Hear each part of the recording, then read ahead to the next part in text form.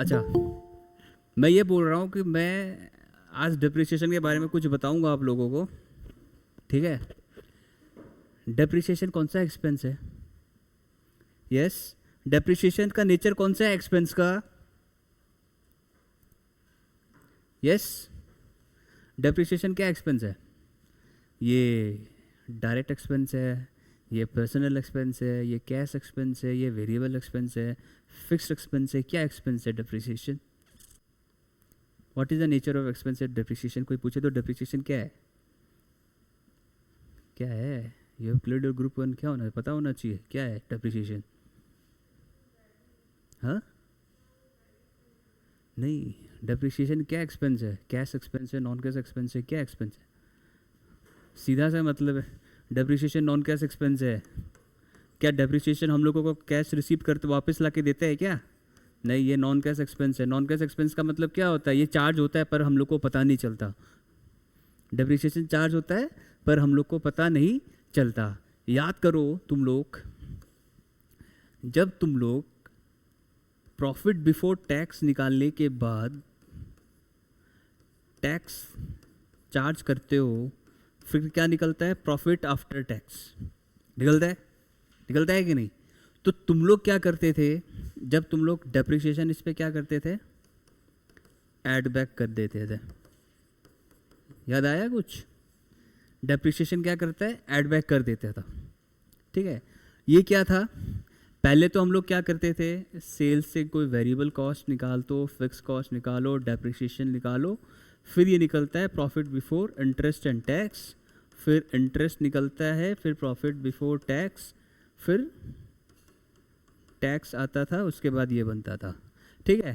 तो ऐसा क्या? डेप्रिसिएशन नॉन कैश एक्सपेंस है, मतलब ये चार्ज होता है और ये हम लोगों को क्या दो फायदा देता है। पहला क्या? ये हम लोगों को टैक्स सेव करता है, ये हम लोग को टैक्स सेव करता है, ठीक है, सेविंग्स इन टैक्सेस। और दूसरा चीज़, इट इज़ एन व्हाट? अगर सेविंग्स इन टैक्सेस होगा, ये क्या ट्रीट होगा? इनफ्लो। ये क्या ट्रीट होगा? इनफ्लो। शायद एफएम में आप लोगों ने पढ़ा होगा एक चैप्टर, जैसे कि हम लोग एनपीवी निकालते हैं ना, जो आपका आउटफ्लो कैश है, जो आपका आउटफ्लो कैश है minus inflow, net present value. कुछ याद आया? एफएम में हम लोग का कैपिटल बजटिंग वाला चैप्टर है, उसमें आप लोगों को पता चलेगा जो एनपीवी होता है, नेट प्रेजेंट वैल्यू, इससे हम क्या करते हैं? आउटफ्लो निकालते हैं। आउटफ्लो मतलब क्या? इनिशियल इन्वेस्टमेंट, मतलब जिस एसेट को आपने खरीदा है, जिस परचेज प्राइस में आपने वो एसेट खरीदा है, वो क्या है? इनिशियल इन्वेस्टमेंट, कैश आउटफ्लो है। उससे हम क्या करते हैं? इनफ्लो। इनफ्लो मतलब क्या? जो हम लोगों ने टोटल प्रेजेंट वैल्यू निकाला है कैश का, वो क्या बनेगा? इनफ्लो। तो इस पे क्या होता है? डेप्रिसिएशन हम लोगों को दो चीज़ फायदा में देता है। पहला क्या? सेविंग्स इन टैक्सेस, और दूसरा क्या है? ये इनफ्लो है। समझ में आया? तो अगर डेप्रिसिएशन का ऑडिट करना है तो हम लोगों को क्या देखना होगा? सबसे पहले ये इसका लाइफ ऑफ एसेट क्या है। सबसे पहले क्या है? Life of asset. Number 2, life कौन सा? क्या वो यूजफुल लाइफ है या रेसिडुअल वैल्यू है?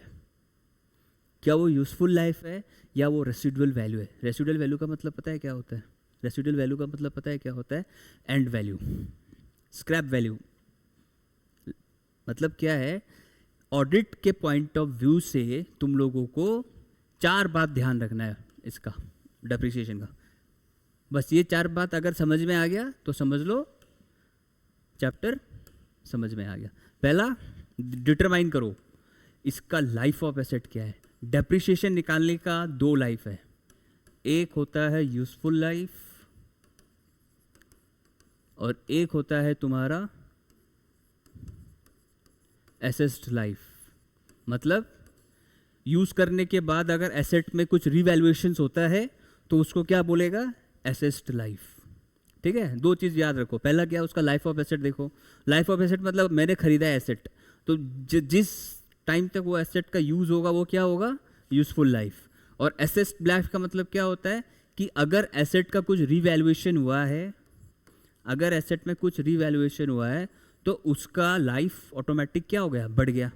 तो उससे क्या होगा? प्रोडक्शन आउटपुट ज़्यादा देगा हम लोग को। अगर एक मशीन है मेरे पास और उस मशीन को अगर हम कुछ रिन्यू कराए, मतलब रिपेयर कराता है, तो उसका लाइफ कुछ हद तक बढ़ जाएगा ना, कुछ हद तक बढ़ जाएगा। तो तुमको सबसे पहले देखना है लाइफ ऑफ एसेट, उसके बाद period of use, period of use ये देखना है, पीरियड ऑफ यूज़ देखना है तुमको, बुक में नहीं है, टेक्निकली ये पॉइंट निकालो, पीरियड ऑफ यूज़ देखना है, ठीक है।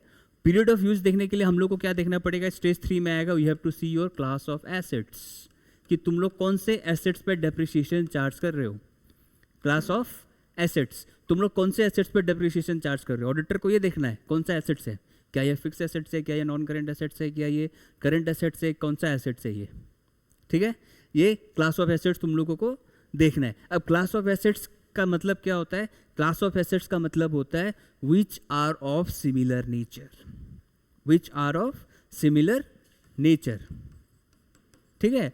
जो सिमिलर नेचर का होता है उसको हम क्या बोलते हैं, क्लास ऑफ एसेट्स। अगर लैंड है तो लैंड में जैसे कि तुम लोग को ये देखना है, बिल्डिंग पर डेप्रिसिएशन लगाओ, कोई रेसिडेंशियल कॉम्प्लेक्स या अपार्टमेंट्स पे डेप्रिसिएशन लगाओ, तो ये सब चीज़ देखो, उसको सेग्रीगेट करो अलग अलग नेचर, तो क्लासेज ऑफ एसेट्स पे डेप्रिसिएशन लगता है। अच्छा, थोड़ा बात हम तुम लोगों को बताते हैं रेसिडुअल वैल्यू के बारे में।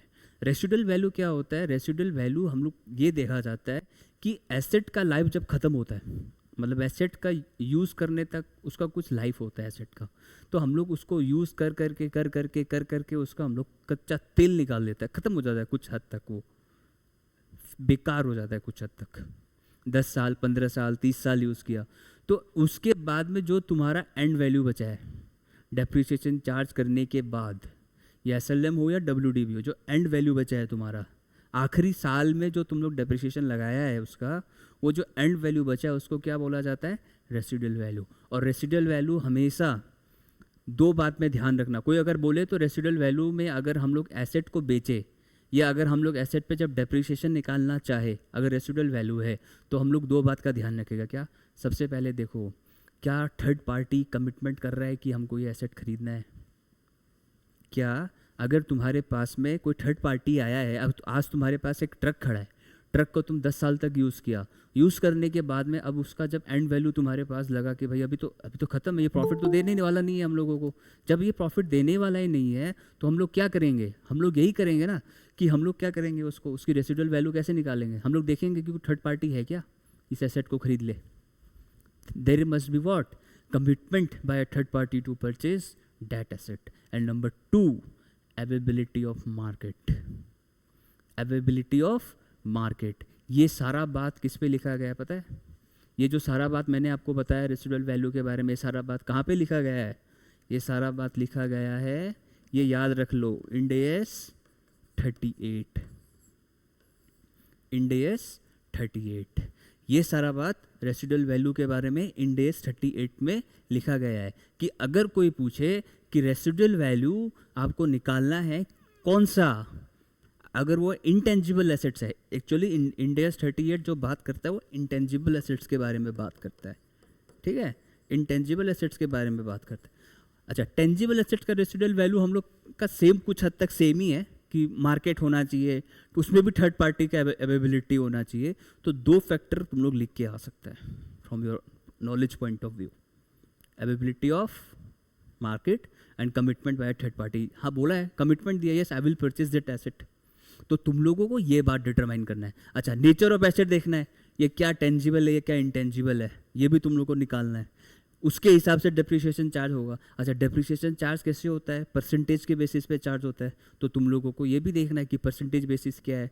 और क्या देखोगे, मेथड्स देखोगे, मेथड्स क्या क्या है, SLM मेथड है, WDV मेथड है, प्रोडक्शन मेथड है, या एक ही तो बात है WDV और रिटर्न डाउन, हाँ वेटेड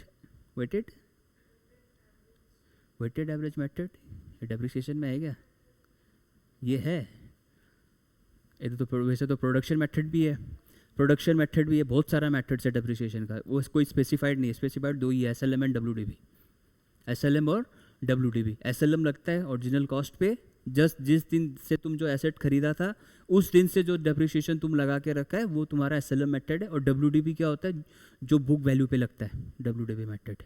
एसएलएम में मेथड में क्या डेप्रिसिएशन जीरो होता है? नहीं होता। डब्ल्यूडीबी में जो डेप्रिसिएशन होता है वो क्या होता है? जीरो हो जाता है, क्योंकि बुक वैल्यू जितने साल तक तुम डेप्रिसिएशन चार्ज करोगे वो जीरो कर देगा। ठीक है। और दूसरा चीज़ क्या देखते हैं? फैक्टर्स। फैक्टर्स डिटरमाइनिंग डेप्रिसिएशन क्या क्या है? टाइम फैक्टर है, टेक्नोलॉजिकल फैक्टर है, कंजम्पशन फैक्टर है, यूजेज फैक्टर्स है, ये देखना है तुमको। मार्केट एक फैक्टर है, ये सब देखना है तुमको। क्या क्या ऑडिटर क्या देखेगा? बेसिकली 4 चीज़ ही होगा ऑडिट पॉइंट ऑफ व्यू से: life of asset, classes of assets, methods of production and rates. 4 चीज़ है। क्या क्या? Life of assets, methods of production, methods कौन सा है, और उसका रेट्स क्या क्या है, और लास्ट वाला क्या बताया था? लास्ट वाला में क्या बताया था? लास्ट वाला क्या बताया था? लास्ट वाला क्या बताया था? मैंने लास्ट वाला क्या बताया था बताओ? लास्ट वाला मेथड क्या है? यूज़। ठीक है, ये 4 चीज़ देखना है, नथिंग एल्स। और उसका डिस्क्लोजर क्या होगा? ये जो होता है historical cost minus depreciation. It is presented net of asset. It is presented as net of asset. अच्छा, इफ़ वी टॉक अबाउट वो कहाँ गया? Tax save. जो टैक्स सेव करता है, इनफ्लो, डेप्रिसिएशन कहाँ तक? कुछ हद तक इनफ्लो का भी देता है, in present value cash flow. अगर कैश फ्लो निकालना होता है हम लोगों को, तो वो हम लोगों को इनफ्लो ट्रीट करना होगा। ठीक है। और दूसरा चीज़ क्या है? दूसरा चीज़ और हम क्या बता सकते हैं कि जो प्रेजेंटेशन करना है तुमको बैलेंस शीट में, जो तुमको बैलेंस शीट में उसका प्रेजेंटेशन देना है या डिस्क्लोजर देना है, कैसे दोगे? कैसे दोगे? जैसे कि सबसे पहले जब हम लोग बुक वैल्यू का आज का टाइम में नाम पता है क्या है? Carrying amount.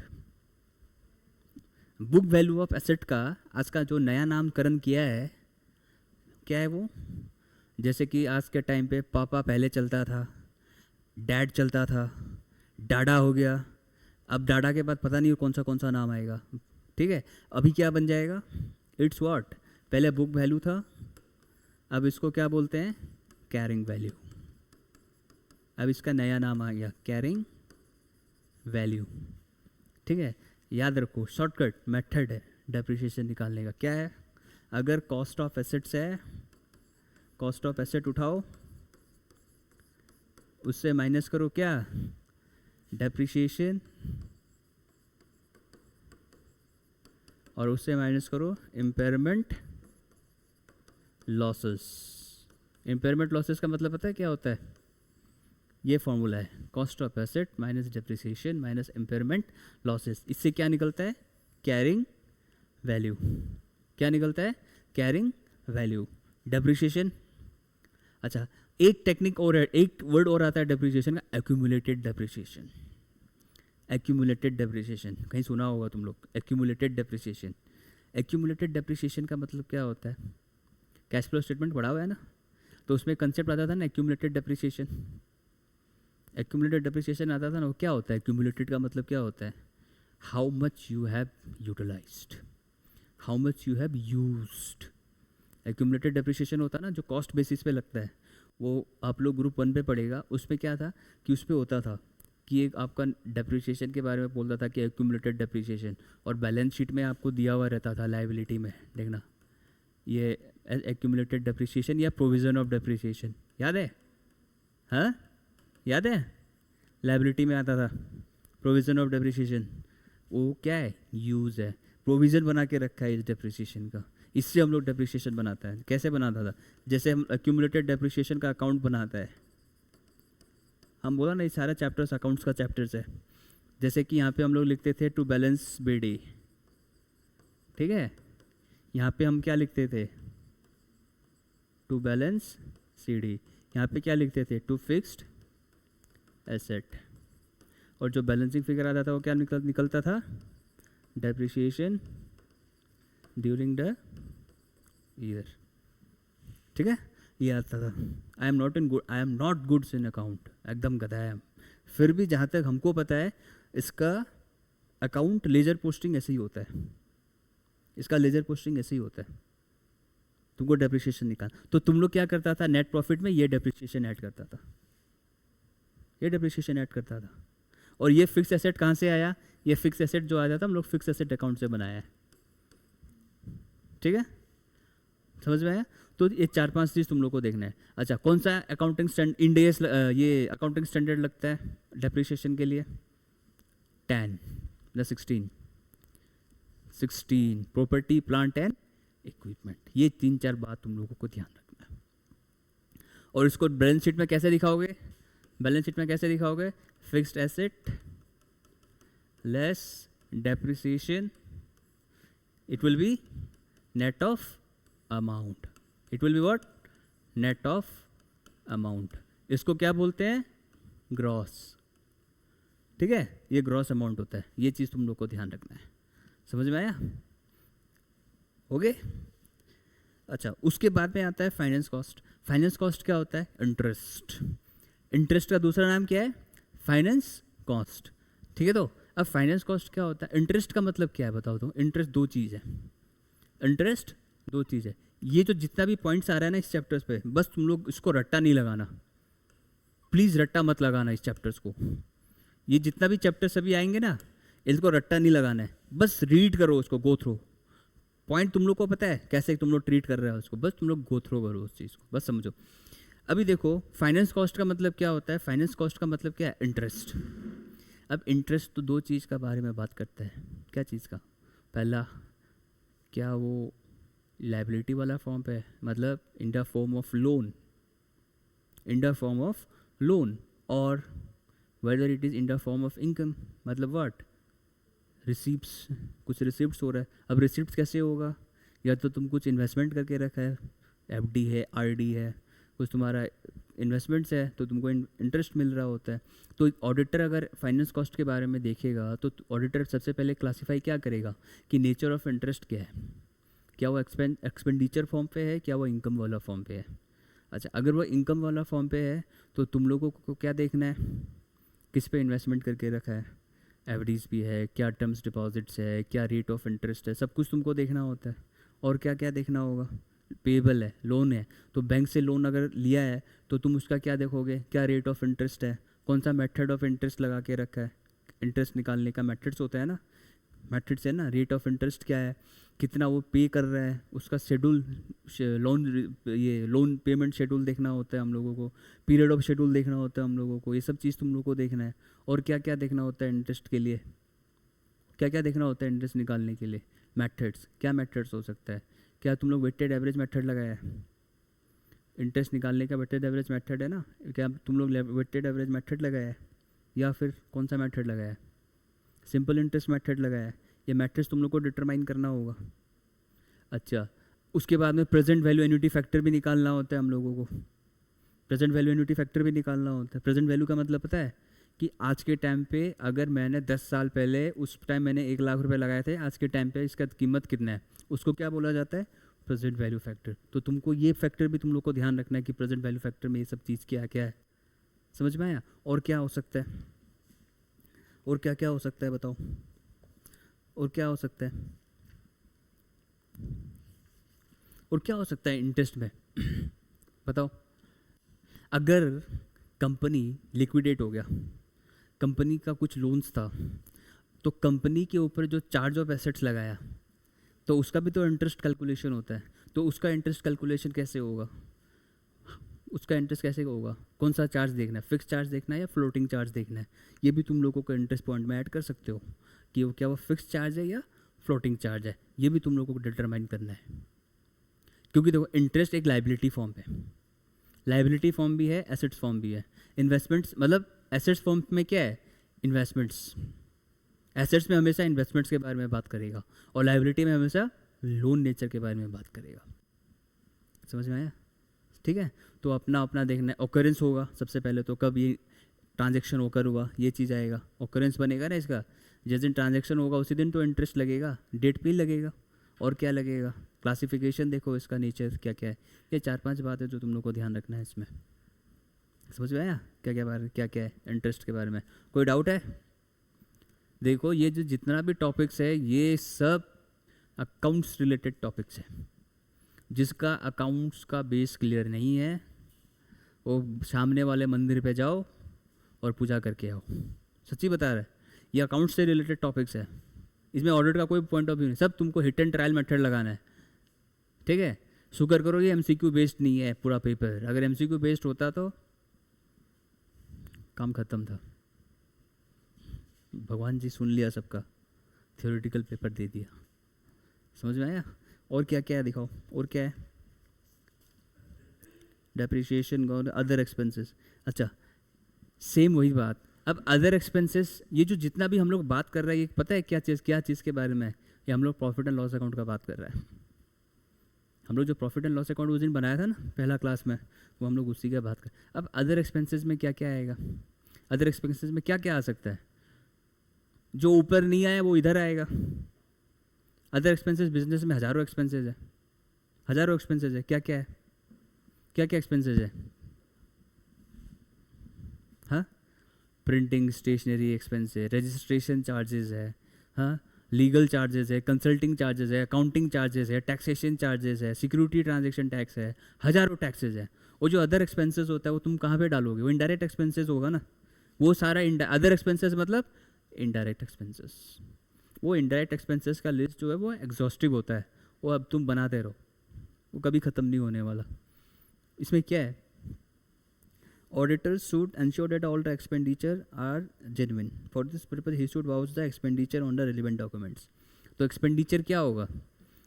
एक्सपेंडिचर डॉक्यूमेंट्स क्या वाउच करोगे तुम लोग? क्या वेरिफिकेशन, क्या वाउचिंग करोगे एक्सपेंडिचर के लिए? वाउचिंग क्या डॉक्यूमेंट्स क्या होगा? एविडेंस क्या होगा? हाँ, बिल्स, कुछ बिल्स होगा। होटल का बिल हो गया, अपना बीबी को घुमाने ले गया था, होटल पे खाना खा के आया था, बिल दिखाओ, बिल दिखाओ। खर्चा है, ठीक है, बिल दिखाओ। तुम क्लेम कर रहे हैं, खर्चा है, दिखाओ। और क्या हो सकता है? और क्या हो सकता है? हम बोल रहे हैं दिस ऑल आर एग्जॉस्टिव। कुछ भी हो सकता है, कुछ भी खर्चा हो सकता है। तुम कैटलॉग प्रिंट कर रहा है अपना बिजनेस के लिए, दिखाओ, प्रिंटिंग रिसिप्ट दिखाओ। कैटलॉग प्रिंट किया तो दिखाओ। तुम्हारे पास वेयर हाउस है, वेयर हाउस का रेंट दे रहा तो रेंट रिसिप्ट दो। तुम रेंट पे रह रहे हैं, दिखाओ रेंट प्रीमाइसेस दिखाओ तुम्हारा। हाँ, तुम जीएसटी चार्जेस पे कर रहे हो, दिखाओ जीएसटी रिटर्न्स दिखाओ, चार्जेस दिखाओ अपना। अकाउंटिंग चार्जेस, बुक्स दिखाओ कौन अकाउंटिंग मेंटेन कर। ये सारा जो चार्जेस है, एक्सपेंडिचर्स जो है, ये सब अदर एक्सपेंसेस में आएगा। ठीक है, और उसके बाद में क्या है? उसके बाद में और कौन सा आइटम्स है? प्रेजेंटेशन में क्या है? वही शेड्यूल 3 में प्रेजेंट करना है सबको। ठीक है, शेड्यूल 3 में प्रेजेंट करना है। ये सब जितना भी आइटम्स है एक बार रीडिंग कर लो इसका। Okay, just have and go through, इतना वो नहीं। अच्छा, बैलेंस शीट आइटम्स में देखो, PPE, property plant and equipment, इसमें क्या होगा बताओ? प्रॉपर्टी प्लांट एंड इक्विपमेंट, इसमें क्या होगा बताओ? प्रॉपर्टी प्लांट एंड इक्विपमेंट क्या होता है? ये एक क्या है? ये एक एसेट्स है, पहला चीज। और इस पे अकाउंटिंग स्टैंडर्ड 16 लग, कौन सा था? मेरे हिसाब से अकाउंटिंग स्टैंडर्ड 10 है, 10 है। इंडेस का नहीं, अभी इंडेस का कोई बात नहीं कर रहा हम लोग, इंडेस का बात नहीं। अकाउंटिंग स्टैंडर्ड कौन सा है? 10 है। अकाउंटिंग स्टैंडर्ड 10 है इसमें, प्रॉपर्टी प्लांट एंड इक्विपमेंट। तो वही बात है जो डेप्रिसिएशन में हम बताया था। तो तुमको ये देखना है, क्लासेज ऑफ एसेट्स बताओ पीपीई में कहाँ पे इन्वेस्ट तुम लगा के रखा है, कि ये तुम्हारा इंटेंजिबल एसेट्स है, ये तुम्हारा टेंजिबल एसेट्स है। अगर बिल्डिंग्स है तो तुम्हारा कितना बिल्डिंग्स है, तुम्हारा फर्नीचर फिक्चर है तो कितना फर्नीचर फिक्चर है। सबसे पहले क्लासिफिकेशन देखना है। क्लासिफिकेशन देखने के बाद ही हम लोग ये बता सकता है कि हाँ क्या उसके बाद डेप्रिसिएशन पे आएगा। डेप्रिसिएशन के बाद हम लोग फिर उसको नेट अमाउंट पे प्रेजेंट करेगा। उसके बाद हम लोग ये भी देखता है कि क्या कुछ लॉसेस था एसेट्स पे, क्या कोई इम्पेयरमेंट हुआ था कोई एसेट्स पे। इम्पेयरमेंट का मतलब क्या होता है पता है? इम्पेयरमेंट का मतलब पता है क्या होता है? इम्पेयरमेंट क्या होता है? वो एसेट का वैल्यू को क्या करता है? कम कर देता है। इम्पेयरमेंट क्या होता है? वो एसेट का वैल्यू को कम कर देता है। जब तुम लोग फाइनल में आएगा ना तो एक चैप्टर आएगा कंसोलिडेशन, उस पर इम्पेयरमेंट टेस्टिंग होता है कि अगर कोई गुडविल एक्वायर कर रहा है तो उसमें ये इंडिकेशन देखो कि क्या उस पर इम्पेयरमेंट टेस्टिंग लगेगा। अगर ऐसा इंडिकेशन होता है तो हम लोग इम्पेयरमेंट टेस्टिंग करता है। वो तुम लोग कंसोलिडेशन वाला चैप्टर में पढ़ेगा फाइनल्स में, तो अभी उसके बारे में हमको बात नहीं करना। इम्पेयरमेंट बस इतना याद रख लो, वो वैल्यू को कम करता है, एसेट का वैल्यू को कम करता है। ठीक है, उसका अलग से इंडेस वो है 36 है, वो उसके बारे में हम लोग को बात नहीं करना है। बस ऐसे इतना बात याद रखो, वो एसेट का वैल्यू को कम करता है। तो नॉर्मल से क्या क्या आएगा इसमें? देखो, existence, physical verification of assets. Assets का हमेशा क्या होता है? फिजिकल वेरिफिकेशन होता है कि भाई हाँ ऑडिटर है, फिजिकल वेरीफाई करो क्या वो एसेट आया या नहीं आया, ठीक है। दूसरा चीज़ और क्या क्या आएगा, फिजिकल वेरिफिकेशन के बाद क्या होता है, वो रजिस्टर चेक करेगा, एक रजिस्टर मेंटेन करना होता है कंपनी का कि भाई हाँ अगर कोई एसेट्स खरीदा है या नहीं खरीदा है वो उस डायरी पे मेंटेन करो। उसके बारे में क्या है, एक्सप्लेनेशन ऑफ डिस्क्रिपेंसीज, ये जितना भी एसेट तुम अगर एसेट खरीदा है तो तुम उसका वैल्यू किस हिसाब से किया, अगर कोई एसेट खराब हुआ, डिस्क्रिपेंसी का मतलब क्या होता है, छेड़छाड़, कुछ गलत, कुछ छेड़छाड़ हुआ, तुम उसका रिपोर्टिंग किया या नहीं किया। इसका रिपोर्टिंग कहाँ जाएगा, कारों पे, इसका जो रिपोर्टिंग जाएगा वो कारों पे जाएगा, कंपनी ऑडिट रूल जो है ना कारो 2020 जो आएगा, इसका रिपोर्टिंग वहाँ जाएगा, ठीक है, इसका रिपोर्टिंग वहाँ जाएगा। और क्या बोला, वर्किंग कंडीशन का तुम क्या करके रखा है, क्या वर्किंग कंडीशन एसेट का, एसेट खरीदा पर तुम उसको यूज़ नहीं कर रहा, वो देखना है तुम लोगों को, समझ में आया, वो देखना है तुम लोगों को, उसका वर्किंग कंडीशन कैसा है, उसका वर्किंग लाइफ कैसा है, वो देखना है तुम लोगों को। और राइट्स एंड ऑब्लिगेशंस क्या बनते हैं, जो जनरल इंटरनल कंट्रोल्स है, जो तुम्हारा जनरल इंटरनल कंट्रोल्स है तुमको वो देखना है इसमें, जो जनरल इंटरनल कंट्रोल्स है तुमको वो देखना है। अब जनरल इंटरनल कंट्रोल्स क्या होगा, अगर बड़ा मशीन खरीदा है तो ह्यूज अमाउंट पे किया, तो क्या कोई रिस्पॉन्सिबल ऑफिसर था जिसने पेमेंट कराया, उसका डॉक्यूमेंट्स लेके आओ, चेक लेके आओ, चेक किसने साइन किया, कंपनी ने साइन किया तो कंपनी का डेफिनेटली से बात है चेयरमैन साइन करेगा या उसका ओनर साइन करेगा, वो चेक लेके आओ, वो ऑडिट करेगा तुम लोग, रिस्पॉन्सिबल ऑफिसर। और दूसरा चीज़ क्या है, internal process like competitive quotations of floating tenders were done before finalising the vendor. अगर कंपनी को कोई भी चीज़ का कोई दरकार है वो आउटसोर्स करेगा, टेंडर लेना मतलब क्या, आउटसोर्स करना, तो वो आउटसोर्स करेगा, तो आउटसोर्स करने के बाद वो क्या बताएगा, इन टेंडर्स मंगवाएगा, लेके आओ भाई कौन कौन टेंडर्स है, जो कम प्राइस पे देगा हम लोग टेंडर उसको देगा, वो होता है टेंडर्स कोटिंग करना, ठीक है। और क्या क्या है, in relation to the deletion he shall verify the management relation for deletion, he may seek any expert from the technical expert able to decision of deletion। deletion का मतलब क्या होता है, अब deletion में क्या है, एसेट को क्या करना है, कोई खरीदना है या बेचना है, deletion का मतलब क्या होता है, हाँ deletion क्या होगा इस केस पे,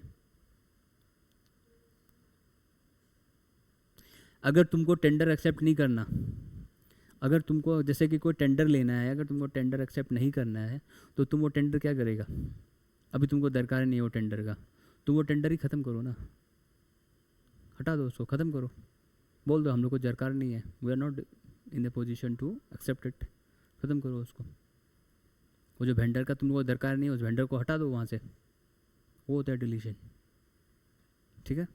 और क्या क्या है, कट ऑफ पॉइंट क्या है, वही बात, ओनरशिप किसके पास है, किस डेट पे तुमने एसेट खरीदा, उसकी ओनरशिप, प्रेजेंट ओनर कौन है, ये सब सारा डिस्क्लोज करना होता है तुमको एसेट्स के बारे में, ठीक है, ये सब सारा चीज़ तुमको डिस्क्लोज करना है। अच्छा, कंप्लीटनेस क्या होगा बताओ, कंप्लीटनेस क्या होगा, कंप्लीटनेस क्या होगा, he shall verify that the PP schedule of the management and tally the balances. भाई कंप्लीटनेस वही बुक्स ऑफ अकाउंट मेंटेन करके रखा है तुम्हारे हाथ में, आज उसका वैल्यू और बुक्स का वैल्यू को कंपेयर करो, कंपेयरिंग ऑफ वैल्यूज़, तुम्हारे हिसाब से इतना वैल्यू होता है और फर्म ने जो वैल्यू निकाला वो उसका वैल्यू, अगर कोई डिफरेंस होता है उसको रिकनसाइल करो, उसका वैल्यू आज के टाइम पे कितना है, डेप्रिसिएशन चार्ज करके वो वैल्यू तुमको निकालना है, उसमें ये बोला है कंप्लीटनेस कि भाई हाँ इसका वैल्यू आफ्टर इम्पेयरमेंट लॉसेस, इसका वैल्यू आफ्टर दिस इतना है। बोलो सारा जनरल अकाउंट्स भर भर के है, ये सारा पॉइंट्स जितना भी है सारा जनरल अकाउंट्स है। आई am saying go through this all entire topics and nothing else, और कुछ नहीं देखना है इसमें, गो थ्रू करो और कुछ नहीं है इसमें, समझ में है। अब ये पेटेंट एंड कॉपीराइट, ये इंटेंजिबल एसेट है, ये तो इंटेंजिबल एसेट है, इंटेंजिबल एसेट में क्या देखना है तुमको, इसका वैल्यूएशन कैसे किया है, ये बैलेंस शीट में कहाँ आता है, एसेट्स में आता है, इसका नेचर देखो कौन सा है, क्लासिफिकेशन देखो, जैसे कि गुडविल है तो गुडविल तुम कैसे निकाला, मेथड ऑफ कैलकुलेशन देखो उसका, ये सारा चीज़ इसमें बताया गया है। प्रेजेंटेशन कैसे करेगा तुम, जैसे टेंजिबल एसेट्स का प्रेजेंटेशन होता है वैसे गुड इंटेंजिबल एसेट्स का प्रेजेंटेशन करना है। नॉन करेंट एसेट्स, ये नॉन करेंट एसेट्स के हेडिंग पे आएगा, नॉन करेंट एसेट्स के हेडिंग पे आएगा ये, वो देखना है तुमको, ठीक है। ये कौन सी डेट पे हुआ, इंटेंजिबल एसेट तुम कब एक्वायर किया। अब जैसे कि हम फॉर एग्जांपल लेते हैं इसका पेटेंट्स का एग्जांपल लेते हैं। पेटेंट्स क्या होता है? पेटेंट्स क्या होता है? पेटेंट्स एंड कॉपीराइट क्या होता है? लीगल राइट मेरा है। पेटेंट का मतलब इसमें लीगल राइट मेरा है। पेटेंट एंड कॉपीराइट मतलब इस पे मेरा हक है। तुम मेरा परमिशन लेके ही बेच सकते हैं, तुम मेरा सिंबल यूज़ कर सकते हैं, लेकिन उसका लीगल ओनर कौन है? हमें, हमसे पूछ के तुम बेच सकते हैं। तो उसका अकाउंटिंग स्टैंडर्ड कौन सा है? 26, इंटेंजिबल एसेट्स। ठीक है, इसका सारा अकाउंटिंग स्टैंडर्ड लिख लो, AS 26। ये तुमको देखना है, इसमें ये देखना है।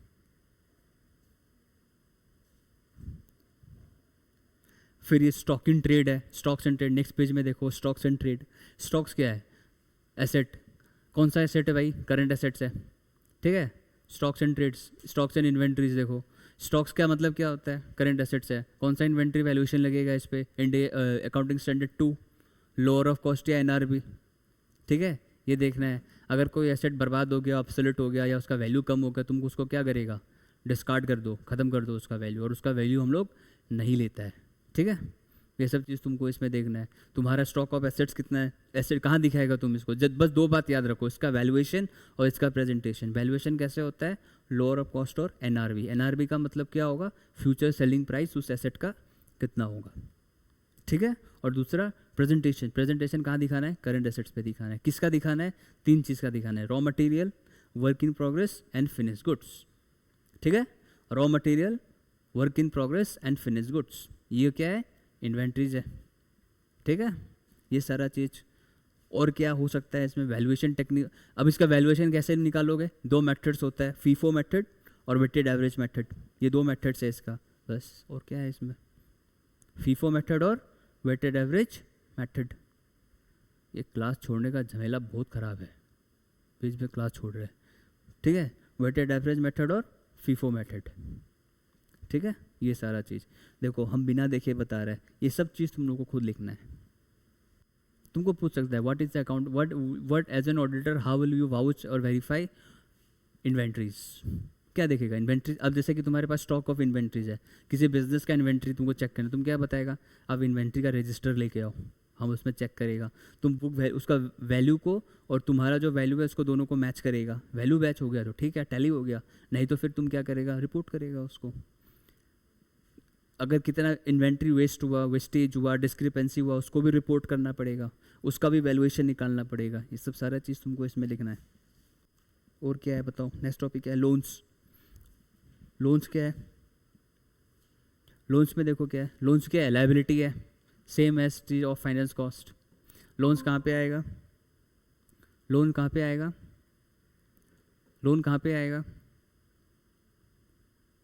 लोन डिपेंड करता है ये वेदर इज शॉर्ट टर्म और लॉन्ग टर्म। अगर लॉन्ग टर्म है तो नॉन करेंट लायबिलिटी, अगर शॉर्ट टर्म है तो करेंट लायबिलिटी। अब लोन्स किसके? जैसे कि डिवेंचर्स लिया तुमने, डिवेंचर्स तो लॉन्ग टर्म पीरियड्स के लिए होता है, तो लॉन्ग टर्म पीरियड के लिए लोगे तो क्या देखोगे? नॉन करेंट लायबिलिटी है।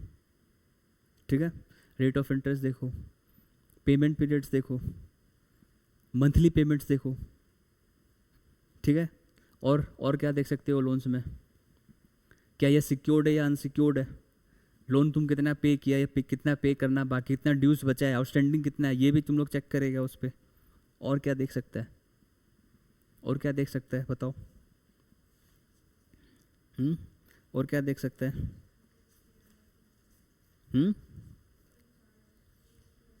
या बाकी जितना भी है ना तुम लोगों का, ये payment of dividend and all, just go through it. इसमें माथा मार के कोई फ़ायदा नहीं है। ठीक है, और क्या देख सकता है? और क्या देख सकता है इस पर बताओ? पेमेंट कुछ बोलने वाला है? क्या देख सकता है? और चार्ज ऑफ इंटरेस्ट, ये जो है ये देखना है। ठीक है, ये सब सारा चीज़ देख रहे हैं इसमें। और बताओ और क्या क्या है? अब cash and cash equivalent. Cash and cash equivalent में क्या है? कैश 2 टाइप का होता है, एक कैश इन हैंड और एक कैश एट बैंक। 2 टाइप का है। ये एक करंट एसेट्स है। ठीक है, ये एक करंट एसेट्स है। तो करंट एसेट्स कहाँ पे हम लोग रिप्रेजेंट करते हैं? करंट एसेट्स को कहाँ प्रेजेंट करते हैं? एसेट साइड पे प्रेजेंट करते हैं। तो तुमको ये देखना है कि अगर कैश रजिस्टर मेंटेन किया है तो मेरा कैश रजिस्टर जो है कैश इन हैंड से मैच करना चाहिए। जो डेली कैश ट्रांजेक्शन्स होता है उसका रेगुलर एंट्रीज होना चाहिए। बैंक में मेरा कितना कैश पड़ा है वो मेरा बैंक पासबुक से हम चेक कर सकता है कि मेरे बैंक में कितना कैश पड़ा है। हम कैश कितना डिपॉजिट किया वो भी हमको पता कर सकता है कि हम कितना कैश डिपॉजिट्स किया। ये तुमको इसमें देखना है, ठीक है। एक अगर तुमको डिफरेंस निकालना है कैश का तो क्या बनाएगा, बैंक रिकंसिलिएशन स्टेटमेंट बनाना पड़ेगा, ठीक है। बैंक रिकंसिलिएशन स्टेटमेंट बनाना पड़ेगा, ठीक है। और उसके बाद क्या है,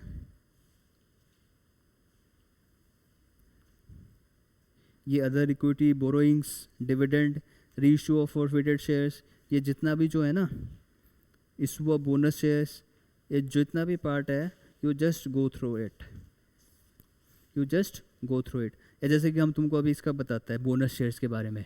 बोनस शेयर्स में देखो, बोनस शेयर्स क्या होता है, बोनस शेयर्स का मतलब होता है company is going to issue additional shares, ठीक है, एडिशनल शेयर्स। अब कंपनी बोनस शेयर्स कब देता है, जब कंपनी के पास में अल्टीमेट प्रॉफिट हुआ है तो ही कंपनी बोनस शेयर्स इशू कर रहा है ना।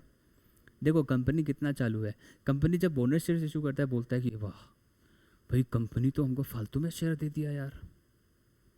उसको क्या पता, अबे पागल तेरा ही पैसा लेके तुमको दे रहे हैं। बोनस शेयर्स का लॉजिक पता है क्या है, तुम्हारा पैसा लेके तुमको ही दे रहा है और हम लोग खुश हो रहे हैं, अरे वाह।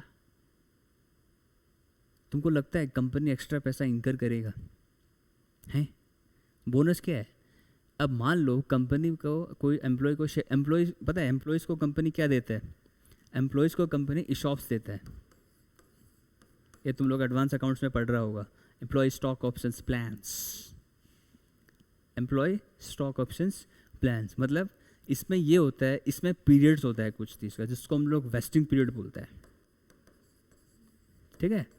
कुछ पीरियड्स होता है उसको हम लोग वेस्टिंग पीरियड्स बोलते हैं। वेस्टिंग पीरियड मतलब when you are exercising, when you are exercising उसको बोलते हैं वेस्टिंग पीरियड। तो अब वेस्टिंग पीरियड का मतलब तुम कितने साल तक ये लेके रखा है, ये पीरियड होता है और उस पीरियड में तुमको इसको यूज़ करना ही करना है। और ये जो होता है ये हमेशा डिस्काउंट्स में इशू होता है, ये हमेशा डिस्काउंट्स में इशू होता है। यही बोनस है एम्प्लॉयज़ के लिए। अगर जनरल मार्केट में किसी शेयर नॉर्मल शेयर होल्डर को 10 रुपये में मिलता है तो तुमको 2% कम में दे रहा है, वही डिस्काउंट है, वही बोनस है। मतलब तुम्हारा ही शेयर तुमको दे रहा है, ये बोनस है। अभी विशाल मेगा मार्ट में पूजा में लगना दिखेगा बोनस डिस्काउंट, तो तुमको क्या लगता है विशाल मेगा मार्ट वाला जो मालिक है तुमको क्या है, लोजक लोजक लोजक लोजक है, अबे पागलो वो 10 का चीज़ तुमसे 9 में ले रहा है नो डाउट, और वो तुमसे 1 रुपया फालतू कमा रहा है, एक के साथ एक free. You are paying for 2 products and you are getting 1 products. Bonus, अरे बोनस का अगर क्लास हम समझाने लगे, बोनस लेक्चर कभी ख़त्म नहीं होगा। तो बोनस शेयर्स में क्या है, कंपनी तुम्हारा ही शेयर लेट के तुमको दे रहा है। कंपनी उससे ले लिया, उसका शेयर तुमको दे दिया, तुमसे लेके उसको दे दिया। कंपनी प्रॉफिट कमा रहा है, उसी में भी प्रॉफिट कमा रहा है। और तो एक बात बताओ यार, कंपनी का लॉस में कमाएगा, बोनस इशू करेगा कंपनी, नहीं यार मेरे को लॉस हो गया, मेरे को बोनस शेयर नहीं इशू करना। कंपनी के क्या करता है, कंपनी अपना एम्प्लॉय से प्रॉफिट कमा के तुमको दे रहा है, समझा। ये होता है बोनस। और कंपनीज में बोनस शेयर हम लोग को राइट ऑफ करना होता है रिजर्व्स के साथ, सिक्योरिटी प्रीमियम्स के साथ, कैपिटल रिजर्व्स के साथ, ये सारा हम लोग को एडजस्ट कर देना होता है। अगर कंपनी के पास में 1 लाख इक्विटी शेयर्स है, अगर बोला कि हम लोग 1/10 इशू करेगा तो मतलब बोनस शेयर इशू करेगा, मतलब क्या 1/10 कितना होगा, 10,000 होगा, ठीक है। ये 10,000 बोनस शेयर्स क्या होगा, कंपनी प्रॉफिट से ही तो एडजस्ट करेगा, सिक्योरिटी प्रीमियम हो, जनरल रिजर्व्स हो, या फिर तुम्हारा प्रॉफिट एंड लॉस अकाउंट्स हो, हाँ, और कोई भी रिजर्व्स हो, जितना भी फ्री रिजर्व्स होता है सारा तो इसी से एडजस्ट करेगा, सारा तो इसी से एडजस्ट करेगा। कंपनी प्रॉफिट कमाए तो ही तो बोनस तुमको दे रहा है, तुम्हारा शेयर लेके तुमको दे रहा है, तुमसे भी प्रॉफिट कमा लेगा, वो होता है बोनस। तो इसमें क्या देखना है तुमको, अगर कंपनी बोनस शेयर इशू करना चाहता है तो मीटिंग करेगा, मीटिंग करने के बाद बोर्ड रेजोल्यूशन पास होगा, बोर्ड रेजोल्यूशन पास में क्या होगा, उसका अकाउंटिंग ट्रीटमेंट क्या होगा, वही होगा। You have to write off from, we have to adjust it from your what, free reserve, security premium, profit and loss, इसका अकाउंटिंग ट्रीटमेंट ये है। एडिशनल शेयर्स जो इशू होता है उसको हम लोग बोनस शेयर्स बोलते हैं, ठीक है। और क्या देखना है, और तुम्हारे मेमोर ये क्या बोलते हैं, तुम्हारे क्या बोलते हैं उसको, आर्टिकल्स में लिखना जरूरी है। अगर तुम्हारे आर्टिकल्स में ये लिखा है कि हम बोनस शेयर इशू करेगा, तो only you can issue the bonus shares, ठीक है। उसके बाद में और क्या है, उसके बाद और क्या क्या है, री issue of forfeited share. Forfeited share क्या होता है? इंडिया की आबादी कितनी है? 200 करोड़, 200 अरब, है ना। 150 करोड़ तो 2011 का सेंसस के हिसाब से है। अभी तो 100 करोड़ बढ़ा लो, 250 करोड़ हो गया होगा आराम से भी 15 साल के अंदर, 14 ईयर्स 13 ईयर्स के अंदर। अब 250 करोड़ का आबादी वाला देश में 250 करोड़ ईमानदार आदमी है क्या? है ना, ईमानदार है? कौन है ईमानदार? कोई नहीं है। अब उस ईमानदार आदमी में से एक ऐसा बेईमान पैदा हो गया जिसने पैसा ही नहीं दिया। अब पैसा नहीं दिया तो क्या होगा? लफड़ा लगेगा। Let us take the example from our friends.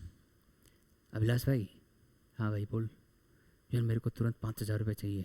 क्यों? यार मेरी माँ जो है वो बीमार है, ठीक हो जाएगा, मैं तेरे को पैसे दे दूंगा। अच्छा भाई ले ले, आई हैव ट्रांसफर्ड, ओके। अच्छा भाई मैं तेरे को 1 महीने बाद दूंगा। 1 महीने बाद दिया मेरे को, अरे भाई 5,000 रुपया दिया था किसी को, चलो फ़ोन करते हैं भाई पैसा। अभिलाष भाई आज मेरी माँ फिर बीमार हो गई और 5,000 रुपये चाहिए। अच्छा भाई ठीक है ले ले। वो हो गया हुआ 10,000 बन गया, ठीक है। अब मांग सकता नहीं यार, माँ बीमार है भाई, माँ तो यार इमोशनल अटैचमेंट है, बोल सकता नहीं। जब सच्चाई पता चलता है, देख रहा है उसका माँ तो तीर्थ यात्रा पे गया है, तो बोलने के बाद में क्या होगा? है तुम तो अपना माँ को मार दिया रे। भाई क्या करेगा, मजबूरी आ गया था, नहीं तो तुम हमको पैसा नहीं देता। दोस्तों में ऐसा होता है कि नहीं बताओ? होता है ना, लॉजिकल कॉमन सा बात है, होता है कि नहीं?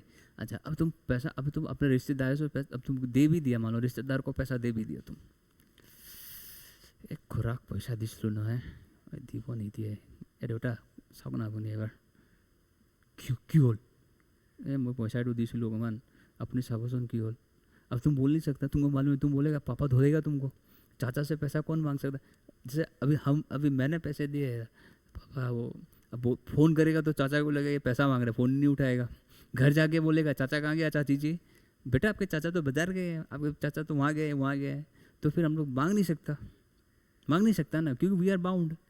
कहाँ से बाउंड है? रिश्तों से बाउंड है कि नहीं? बताओ, लॉजिकल से बात है। तो कंपनी में अगर शेयर होल्डर पैसा ना दे तो क्या करेगा कंपनी वाला? पैसा तो निकालेगा ना, तो क्या करेगा? कॉल्स, फर्स्ट कॉल बोलेगा भाई, पहले तो तुमको प्यार से समझाएगा, सेकंड कॉल बोलेगा हाँ भाई आ जा, थर्ड कॉल में क्या होगा? लाठी डंडा लेके चलेगा, वो।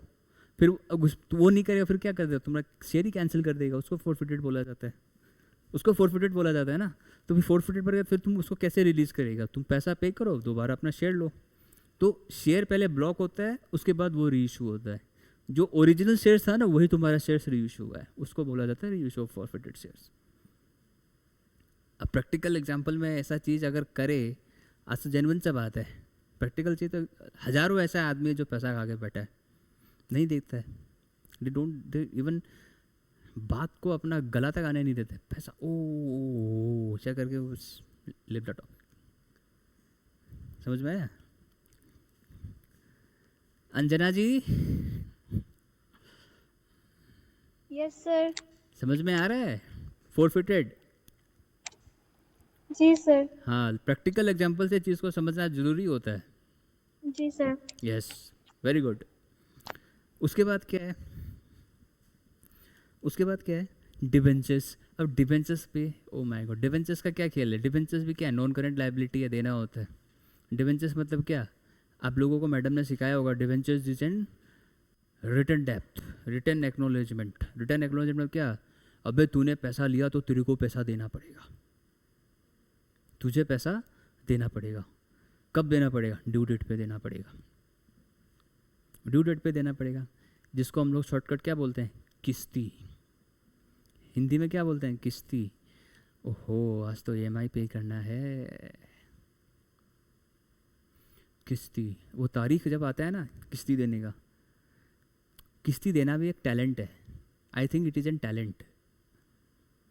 यस, टैलेंट है वो। क्यों? तुम क्या फील करेगा मालूम है? देख, आदमी लोग एक बार देता है, हम तो तड़प तड़प के दे रहा है उसको, सामने वाला भीख हमसे भीख मांग रहा है, हम दे रहा है, देखो तोड़ तोड़ के दे रहा है, उसको फील आता है, फील है उसको, देख this is my energy to give, होता है कि नहीं? अब कोई कार लोन लेके रखा है, गाड़ी का लोन लिया, अपना पैसा नहीं दिया, 7 साल है, बैंक वाला भी बेचारा घूमते रहेगा, 7 साल तक साला अपना पैसा डूब इसके ऊपर लगा दिया।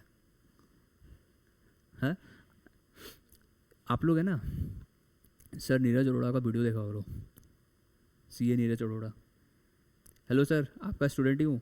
तो वो क्या होता है पता है? सर देख रहा है वीडियो, तो ना वो सर नीरज अरोड़ा सर है ना, बहुत अच्छा चीज़ ज्ञान देता है, बहुत अच्छा चीज़। He gives an information about your stock markets and all. उसका एक ऐप है Edu91, Edu91, उस पर सारा कोर्सेज अवेलेबल है, आप लोग वो देखा करो। सर का जो वीडियो इंस्टाग्राम से भी वीडियो हो जाता है, लिंक्डइन पे भी है, इंस्टाग्राम पे भी है, यूट्यूब्स में भी है, वो बहुत बहुत चीज़ बारे में बताते हैं। नीरज अरोड़ा सर ने घर खरीदा था, हाँ घर खरीदा था, तो सर बोला कि लोन लेना है। अरे लोन, अभी देखो ना यार, चार्टर्ड अकाउंटेंट का दिमाग, he have an credit card, ठीक है, और क्रेडिट कार्ड भी उस कंपनी का था जहाँ पे सर ने पैसा लगा रखा था स्टॉक मार्केट पे। तो सर ने जितना अमाउंट इन्वेस्ट करके रखा था ना, उससे ज़्यादा इन्वेस्टमेंट सर के पास था। अब देखो वो पैसा हमको वापस कैसे मिलेगा? सर ने ना क्या क्या पहले चेक दे दिया था, इतना पैसा हम देगा, लेकिन सर ने वो स्टॉप करा के बोला हम क्रेडिट कार्ड से बाकी पेमेंट करेगा। मान लो उस घर का कीमत 60 लाख था, सर ने बोला ठीक है, वो क्रेडिट कार्ड है 10 लाख का पेमेंट दिया क्रेडिट कार्ड से, और बाकी पेमेंट बोला इन्वेस्टमेंट है ना, वो ट्विन फैक्टर्स कर लिया। क्या? उससे भी पैसा ले जाओ, अपना पैसा भाई, उससे भी पैसा कमाया, कैशबैक, उसको बोला कि मेरे को 2.5-3 लाख का कैशबैक भी मिलेगा, इधर भी पैसा आया। ये होता है इन्वेस्टमेंट, ये होता है इन्वेस्टमेंट। अभी हम लोग जैसा आदमी अगर इन्वेस्टमेंट स्टॉक मार्केट में पैसा लगाता है, अबे 20, 200, 30, 240 खरीदेगा कब? वो चार्ट ऐसे अप डाउन होते रहता है, वो चार्ट जो होता है अप डाउन ऐसे अप डाउन होते रहता है। तो स्टॉक मार्केट में तुमको बहुत सारा ज्ञान चाहिए, उसमें बहुत सारा तुमको ज्ञान चाहिए, तुमको पूरा पेशेंट होना होगा एकदम, मतलब क्या बोलते हैं उसको, सहनशील।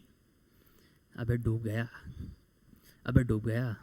स्टॉक मार्केट वाला हो, शेयर मार्केट वाला हो, हमेशा एक ही बात रखते हैं, अबे डूब गया क्या, अबे डूबे क्या अबे डूब गए क्या, यही बोलेगा, उसका कॉमन वर्ड है, डूबे क्या नहीं, क्या बात, क्या रेट है, अच्छा इतना है, चलो इंट्राडे कर दो, बेच दो इसको। 2 टाइप का इन्वेस्ट वो होता है ना, इंट्राडे और इंटरडे होता है। तो इंट्राडे का मतलब क्या होता है, उसी दिन खरीद के तुम उसी दिन उसको बेच दो। अब मान लो आज तुम किसी LIC कंपनी का, या मान लो आज के टाइम पे सबसे कंक्यूरर आई थिंक ICICI वाला, ICICI का नाम है, मल्टी कैप फंड, ये फंड वो फंड है, क्या फंड है, हज़ारों फंड है।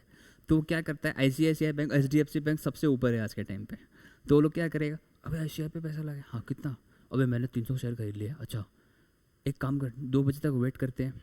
तो दोनों दोस्त लोग बैठेगा 2 बजे, अबे 2 बजे रेट देख कितना है, मान लो वो खरीदा था 300 रुपये पर शेयर में, और गिरते गिरते उसका टाइम होगा 250 रुपये। अबे साले तेरे चक्कर में आके मैंने 50 का लॉस खाया। तो वो क्या करेगा, फिर वेट करेगा, उसमें तुमको वेट करना होता है। 4 बज गए, क्योंकि 6 बजे तक तो मार्केट बंद ही हो जाता है, 4 बज गए, अबे ये दाम नहीं नहीं नहीं, इंटरडे करेंगे। तो वो क्या करेगा, उसको कुछ पीरियड तक होल्ड कर देगा, सेल नहीं करेगा, और बीच में देखेगा कि जब उसका और खरीदा 250 में, बेच रहा है 300 में हो गया, तुरंत सेल कर दो। वो होता है, वो होता है शेयर मार्केट। उसमें तुमको क्या देखना है, उसमें तुमको पेशेंस देखना है भाई। अरे भाई शेयर मार्केट कभी डुबा भी देता है। शेयर मार्केट जो होता है ना, वो जस्ट एक प्रेडिक्शन है, वो जस्ट एक प्रेडिक्शन है। अबे होगा क्या, नहीं होगा, होगा अपने आप में। तुम बात करो, घर वाला बोले ये पागल हो गया, यस। जैसे कि मेरा केस है, जब स्टॉक मार्केट का खुलता है 20, 20, 20, 50, अरे बेचो इसको, घर वाला आके बोलता है अबे पागल हो गया क्या, किससे बात कर रहा है, नहीं हम अपने आप ही बात कर रहे हैं। ये बनता है स्टॉक मार्केट में, तुमको पागल बोलेगा, उसको लगता नहीं हम लोग बैठ के पैसा कमा रहे हैं हम लोग बैठ के पैसा कमा रहे हैं। एक बार हुआ था, डॉक्टर को आंख दिखाने गया था, तो डॉक्टर को चश्मा का फ्रेम, मैम कौन सा कंपनी का फ्रेम है, लेंस कार्ड, अच्छा लेंस कार्ड पे तो हम 100 शेयर खरीद के रखा है, चलो। और मतलब नहीं, आप नहीं समझेगा, वहाँ में भी स्टॉक मार्केट का ज्ञान होता है आदमी के पास, वहाँ में भी स्टॉक मार्केट का ज्ञान होता है आदमी के पास। बताओ, ये चीज़ होता है। अगर तुमको स्टॉक मार्केट का ऑडिट करने बिठा दिया तो तुम क्या देखेगा? तुम कौन सा सिक्योरिटीज़ में पैसा लगाया, डिबेंचर्स में लगाया है, इस पे लगाया है, स्टॉक्स पे लगाया है, इन्वेस्टमेंट्स पे लगाया है, किस पे लगाया है? तो डिबेंचर्स जो है ना, वही चीज़ है। जब तारीख आ गया, अरे भाई पैसा देना है, चलो EMI पे करो। और एक दूसरी बात और चीज़ क्या देखना है, तुम कितना % DRR क्रिएट किया, डिबेंचर रिडेम्पशन रिजर्व, वो तुमको देखना है। तुम लोग सीखा है ना अभी चैप्टर पे डिबेंचर्स पे, सिंकिंग फंड, हाँ सीखा है क्या? सिंकिंग फंड अकाउंट बनाना नहीं कराया है, लेकिन वो डिवेंचर्स अकाउंट बनता है ना तुम लोगों का, ये X% डिवेंचर्स अकाउंट होता है ना, यहाँ पे इधर बैलेंस BD लगाता है, फिर तुम लोग बाय इंटरेस्ट, इधर क्या क्या लिखता है तुम लोग, ऐसा ही होता है ना। तो डिवेंचर्स में कुछ % पैसा हम लोग को सिंकिंग फंड में भी रखना होता है। ये कंपनीज एक्ट का रूल है, सिंकिंग फंड में कुछ पैसा रखना होता है, ज़रूरी होता है। क्यों? वो एक प्रोविज़न है, फ्यूचर में कुछ ऐसा होगा तो तुम अपना उससे एडजस्ट कर सकते हैं। ठीक है, तुमको ये सब चीज़ इसमें देखना है। और क्या है? डिविडेंड। अच्छा, डिविडेंड क्या है? वो भी लायबिलिटी है। अच्छा, डिविडेंड कैसे निकलता है? डिविडेंड निकलता है प्रॉफिट से। और डिविडेंड किसको मिलता है? प्रेफरेंस शेयर होल्डर्स को मिलता है। बेचारा इक्विटी वाला क्या करेगा? अगर इक्विटी वाला अगर है तो इक्विटी वाला पता है, मान लो इक्विटी वाला का लाइन खड़ा रहता है खिड़की के सामने। इक्विटी वाला जो होता है ना, वो मालिक होता है, ओनर्स होता है, वो बेचारा लास्ट में खड़ा है और उसके सामने पूरा उसका रिश्तेदार का लाइन खड़ा है, तेरा है ले जा, तेरा है ले जा, तेरा है ले जा। अब मान लो बचा उसके सामने कुछ नहीं, वो बेचारे का मुंह क्या हो जाएगा? छोटा हो जाएगा, कुछ नहीं बचा, रोने लग जाएगा बेचारा, रोने लग जाएगा बेचारा, उसके पास कुछ नहीं बचा। मौज कौन लिया? Preference share holder. मौज ले वो ले गया। अगर वो कंगाल हो जाए, भिखारी हो जाए, कुछ भी हो जाए, उसको तो देना ही है, उसको तो देना ही है, प्रेफरेंस शेयर होल्डर को तो देना ही है।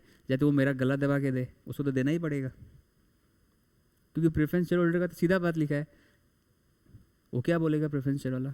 ए तू मालिक हो के रोता है, देख मैं तेरे पास आ गया, तू मेरे को दे, दे मेरे को, कहीं से भी ला के दे, तू दे मेरे को। वही बात है, मालिक होकर बेचारा कुछ नहीं कमा पाया, कमाया कौन? प्रेफरेंस शेयर होल्डर वाला कमाया। क्यों? उसको डिविडेंड देना है, उसका नाम ही प्रेफरेंस है, उसका नाम ही प्रेफरेंस है। ठीक है, और मालिक बेचारा क्या करेगा? जो प्रॉफिट कमाया वो डिविडेंड उसको लेस करना होता है प्रॉफिट से, क्योंकि प्रॉफिट से डिविडेंड कर देना है उसको। तो कंपनीज एक्ट में हम लोग डिविडेंड जो देता है ना, हम लोग निकालता है डिविडेंड, हम लोग उसका डिविडेंड निकालते हैं। तो कंपनीज एक्ट का कौन सा सेक्शन है? 123। ठीक है, तो डिविडेंड क्या होता है? देखो, डिविडेंड जब देना होता है शेयर होल्डर को, तो कंपनीज पहले डिक्लेयर करेगा मीटिंग्स में। डिक्लेयर करने के बाद जब डेट आता है कि हम लोग इस डेट पे देगा, तो शेयर होल्डर के अकाउंट में 30 दिन के अंदर वो पैसा चला जाना चाहिए। ठीक है, अगर 30 दिन के अंदर वो पैसा नहीं गया तो नोटिस देगा। वो 7 साल तक कंपनी पैसा रख सकता है, 7 साल तक वो पैसा रख सकता है। अगर 7 साल के बाद भी कोई ऐसा शेयर होल्डर है, अबे नहीं चाहिए यार, है ऐसा वाला कोई होता है ना, 7 साल तक पैसा नहीं, तो वो क्या करेगा? वो इस फंड में पैसा डाल देगा, इन्वेस्टर एजुकेशन प्रोटेक्शन फंड। ठीक है, वो इसमें पैसा डाल देगा और एक अकाउंट बना देगा, अनपेड डिविडेंड अकाउंट। वो सारा डिविडेंड जो कंपनी जिस शेयर होल्डर का होगा ना, जिसको नहीं दिया है, वो सारा इसमें मेंशन करते रहेगा। अनपेड डिविडेंड अकाउंट बनाएगा एक, और सारा पैसा इस पे डाल देगा। 7 ईयर्स का पीरियड होता है शायद मेरे हिसाब से, और 7 साल के अंदर वो शेयर होल्डर को याद भी नहीं आया कि मेरा इतना डिविडेंड है, तो वो सारा पैसा कहाँ चला जाएगा? सरकार के खाते पे चला जाएगा। डन कर दिया, ले भाई, इन्वेस्टर एजुकेशन प्रोटेक्शन फंड है, चला जाओ, उस पर चला जाएगा पैसा।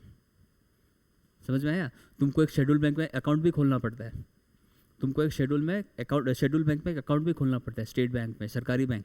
शेड्यूल बैंक का मतलब क्या है? जो RBI के अंडर आता है, शेड्यूल बैंक होता है। ठीक है, तो तुमको वहाँ पे अकाउंट खोलना होगा। मतलब डिक्लेरेशन के 30 दिन बाद ये पीरियड स्टार्ट हो जाता है, डिक्लेरेशन के 30 दिन बाद ये स्टार्ट हो जाता है। तो प्रॉफिट्स निकालने के पहले अगर कोई पहले साल का कोई डिविडेंड था जिसका हम लोग अकाउंटिंग नहीं किया, उसको हम लोग क्या करेगा करंट ईयर में? बताओ, अगर पिछले साल का कोई डिविडेंड था, कोई शेयर होल्डर को हम लोग पे नहीं किया, तो जो करंट ईयर का हम लोग प्रॉफिट कर रहे हैं, क्या हम लोग वो डिविडेंड एडजस्ट करेगा? Yes, we have to adjust. जैसे डेप्रिसिएशन निकालता है ना, वैसे हम लोग को डिविडेंड भी एडजस्ट करना पड़ेगा। अकाउंट्स में तो हम लोग एडजस्ट करता है। ठीक है, एरियर ऑफ डिविडेंड जिसको हम लोग बोलते हैं, ठीक है, वो हम लोग को एडजस्ट करना पड़ेगा। अच्छा, डिविडेंड कितने टाइप का है? एक है इंटरिम डिविडेंड जो प्रेजेंटली पे करना होता है, एक है फाइनल डिविडेंड। मतलब फाइनल डिविडेंड मतलब क्या होता है? एक इंटरिम डिविडेंड जिसको हम लोग बोलते हैं ना, इंटरिम डिविडेंड, इंटरिम डिविडेंड का मतलब होता है जो करंट पीरियड के लिए, कुछ पीरियड के लिए दिया जाता है। इंटरिम डिविडेंड जो हम लोग प्रेजेंटली पे करते हैं इंटरिम पीरियड के लिए, कुछ पीरियड्स के लिए देना होता है। और एक फाइनल डिविडेंड, फाइनल डिविडेंड मतलब क्या? अल्टीमेट, ये तेरा इतना ही डिविडेंड है। समझ में आया? दो टाइप का डिविडेंड होता है, interim dividend and final dividend. ठीक है, इंटरिम डिविडेंड और फाइनल डिविडेंड। तो इस चैप्टर में तुम लोग को यही चीज़ करना था। Just you go through this chapters, जो रिवाइज इट वन टाइम्स, बस ये सब प्रोविजंस तुम लोग को दिमाग में याद रखना है। ठीक है, अभी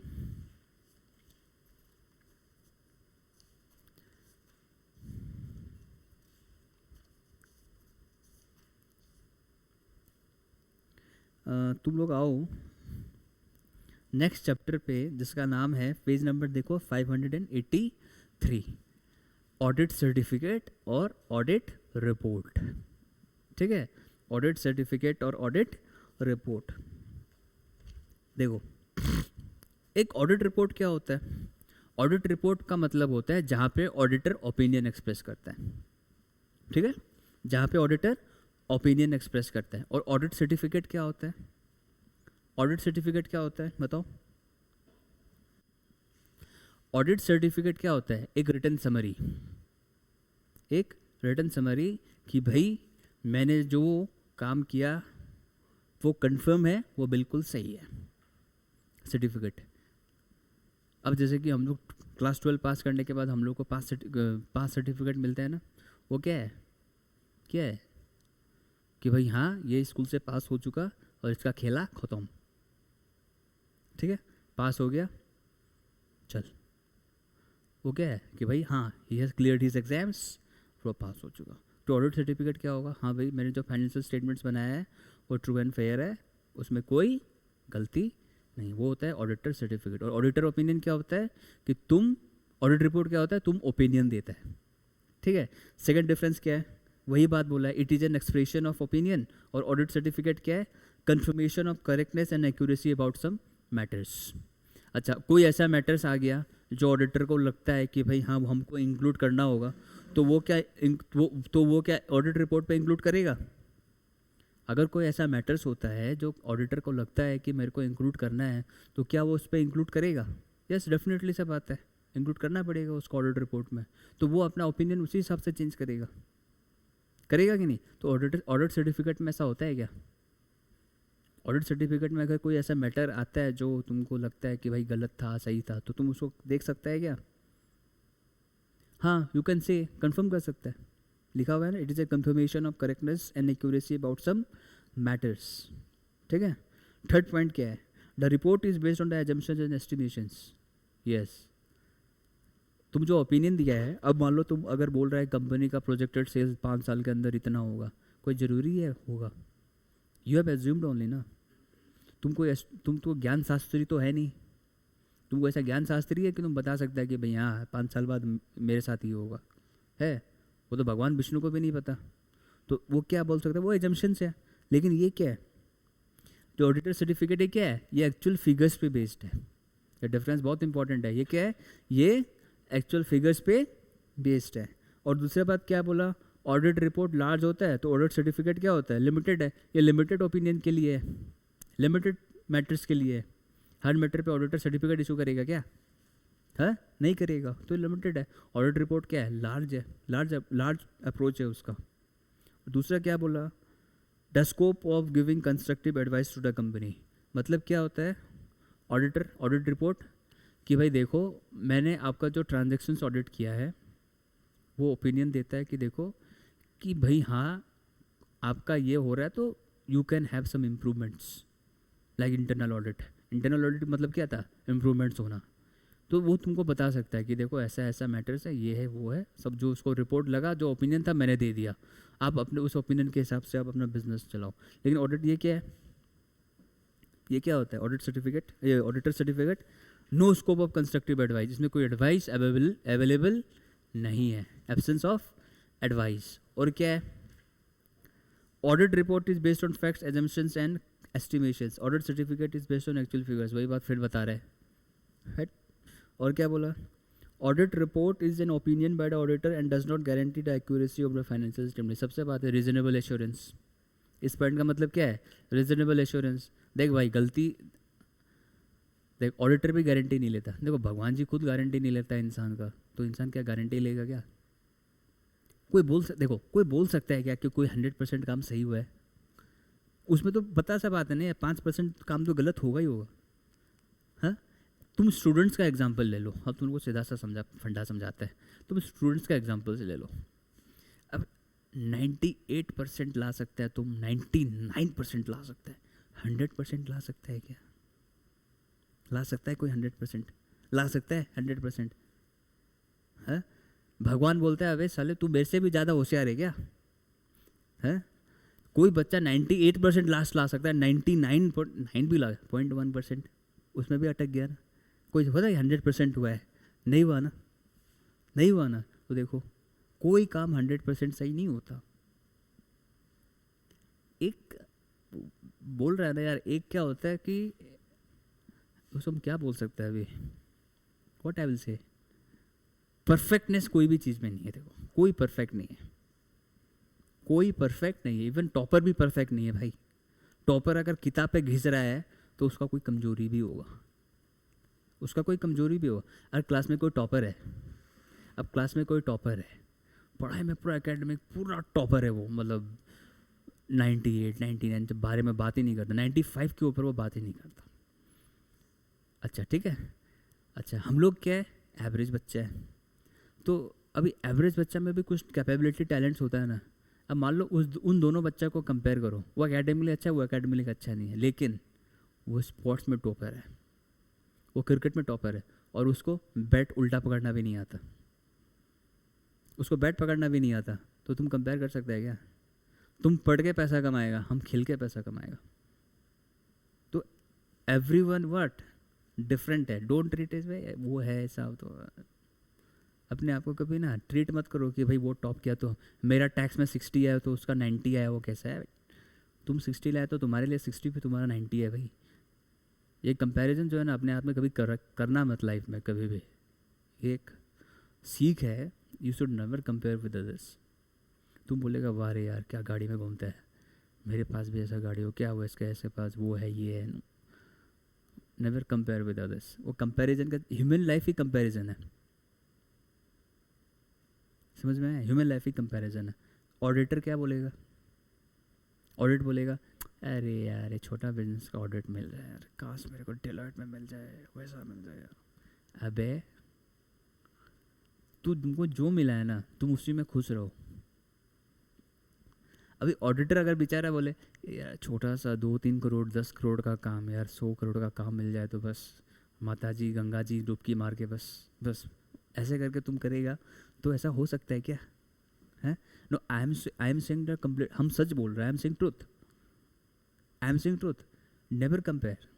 अभी तुमको तुम्हारा दोस्त भी ऑडिटर है यार, उसको डेलॉयट में काम मिला, डेलॉयट का ऑडिट कर रहा है, हम सलाह इसका ये परचून वाला दुकान का ऑडिट कर रहा है, ओ नो उसको हम झूठ बोल देगा, नहीं हमको भी काम मिला है। नहीं, ये है, ये अपना प्रोफेशन में है। कोई कोई जो होता है ना दिखा रहे कि भाई अरे वाह SBI का ऑडिट कर रहा है, कहाँ पे किया? गुवाहाटी ब्रांच में। RBI का, अरे बाप रे। और तुम अरे वो गांव में गया था बैंक में ब्रांच में ऑडिट करने। तुम गांव का? हाँ भाई छोटा सा ब्रांच है, मिल गया कर लिया। हम तो वहाँ पे कर रहे हैं RBI में। भाई तुम भी वहीं है, हम भी वहीं हैं, कंपेयर मत करो। ज़्यादातर टाउन वाला लोग के साथ में ऐसा होता है, they compare us with each others. एक गाँवलिया 100 बजे 4 बजे खाना खा के सो जाते हैं, and they don't know their life is, उनका उनसे लाइफ से ज़्यादा अपना लाइफ फार मच बेटर है, ज़बरदस्त लाइफ है। और लोग टाउन में पता नहीं क्या करते हैं, हम लोग गांव में जो करते हैं। दो नेवर कंपेयर। नेक्स्ट पॉइंट क्या है? The report is submitted to appointing authority only after the audit is complete. सब अब ऑथोरिटी कौन है? सॉरी, ऑथोरिटी कौन है? मैनेजमेंट है, TCWG है। ऑडिटर का सर्टिफिकेट किसको सबमिट करेगा? ऑडिटर। ऑडिट सर्टिफिकेट किसको सबमिट करेगा? ऑडिट सर्टिफिकेट किसको देगा? ऑडिटर। बताओ, ऑडिटर जो अबे ऑडिटर खुद ही सर्टिफिकेट दे रहा है, वो किसको देगा? क्लाइंट को देगा। क्लाइंट को देगा या मोदी जी को देगा सर सर्टिफिकेट? नहीं ना, खुद को देगा, क्लाइंट को देगा। और क्या बोला? As a report is an merely an opinion, if it is not correct auditor may not be held responsible unless he is found in negligent of his duty. अभी तुमको ऑडिट का डेट आ रहा है 30 सितंबर और तुम बैठ के गोवा में वेकेशन बना रहे हैं, तो गलती किसका? गलती किसका? किसका गलती? मेरा गलती है। मेरा गलती है कि नहीं? हाँ, अगर तुम ड्यू डेट से पहले काम ख़त्म कर दिया तो तुम्हारा कोई गलती नहीं है। तो अगर कोई ऐसा मैटर लगा कि तुम उसको स्किप कर दिया, छोटा मोटा मैटर है तो कोई मतलब उस पर नहीं आता, लेकिन कोई बड़ा मैटर लगा तुम उसको बताया नहीं, तो गलती किसका होगा? नेग्लिजेंट ऑफ ड्यूटी किसके ऊपर आएगा? तुम्हारे ऊपर आएगा। ठीक है। और क्या बोला? In case of the wrong certificate auditor will be held responsible. हाँ, रॉन्ग सर्टिफिकेट मतलब जैसे कि हम लोग को स्कूल में कैरेक्टर सर्टिफिकेट मिलता था, सब झूठा ही बात लिखा है ना। This is to certify that this student is too brilliant having great success in his life. और वही टीचर हम लोग को 10 साल गाली दिया है। वही टीचर हम लोग को 10 साल गाली दिया है। कैरेक्टर सर्टिफिकेट में मेंशन किया हुआ है, तो फैक्ट है क्या? ट्रू फैक्ट है वो? बताओ, ट्रू फैक्ट है? नहीं है। 10-12 साल हम लोग को गाली दे के बोलता थी good, he is a good boy, sincere boy, wishing him a great ये लाइफ, वो लोग जो भी लिखता है ये सर्टिफिकेट में लिखते हैं। और क्या बोला? Audit report has to be prescribe in prescribe format and audit report is not required to be present in standard format. ठीक है, ये भी गो थ्रू कर लेना, एक इंपॉर्टेंट क्वेश्चन है इसमें। और क्वालिटी, गुड ऑडिट रिपोर्ट का क्या क्वालिटीज़ हो सकता है?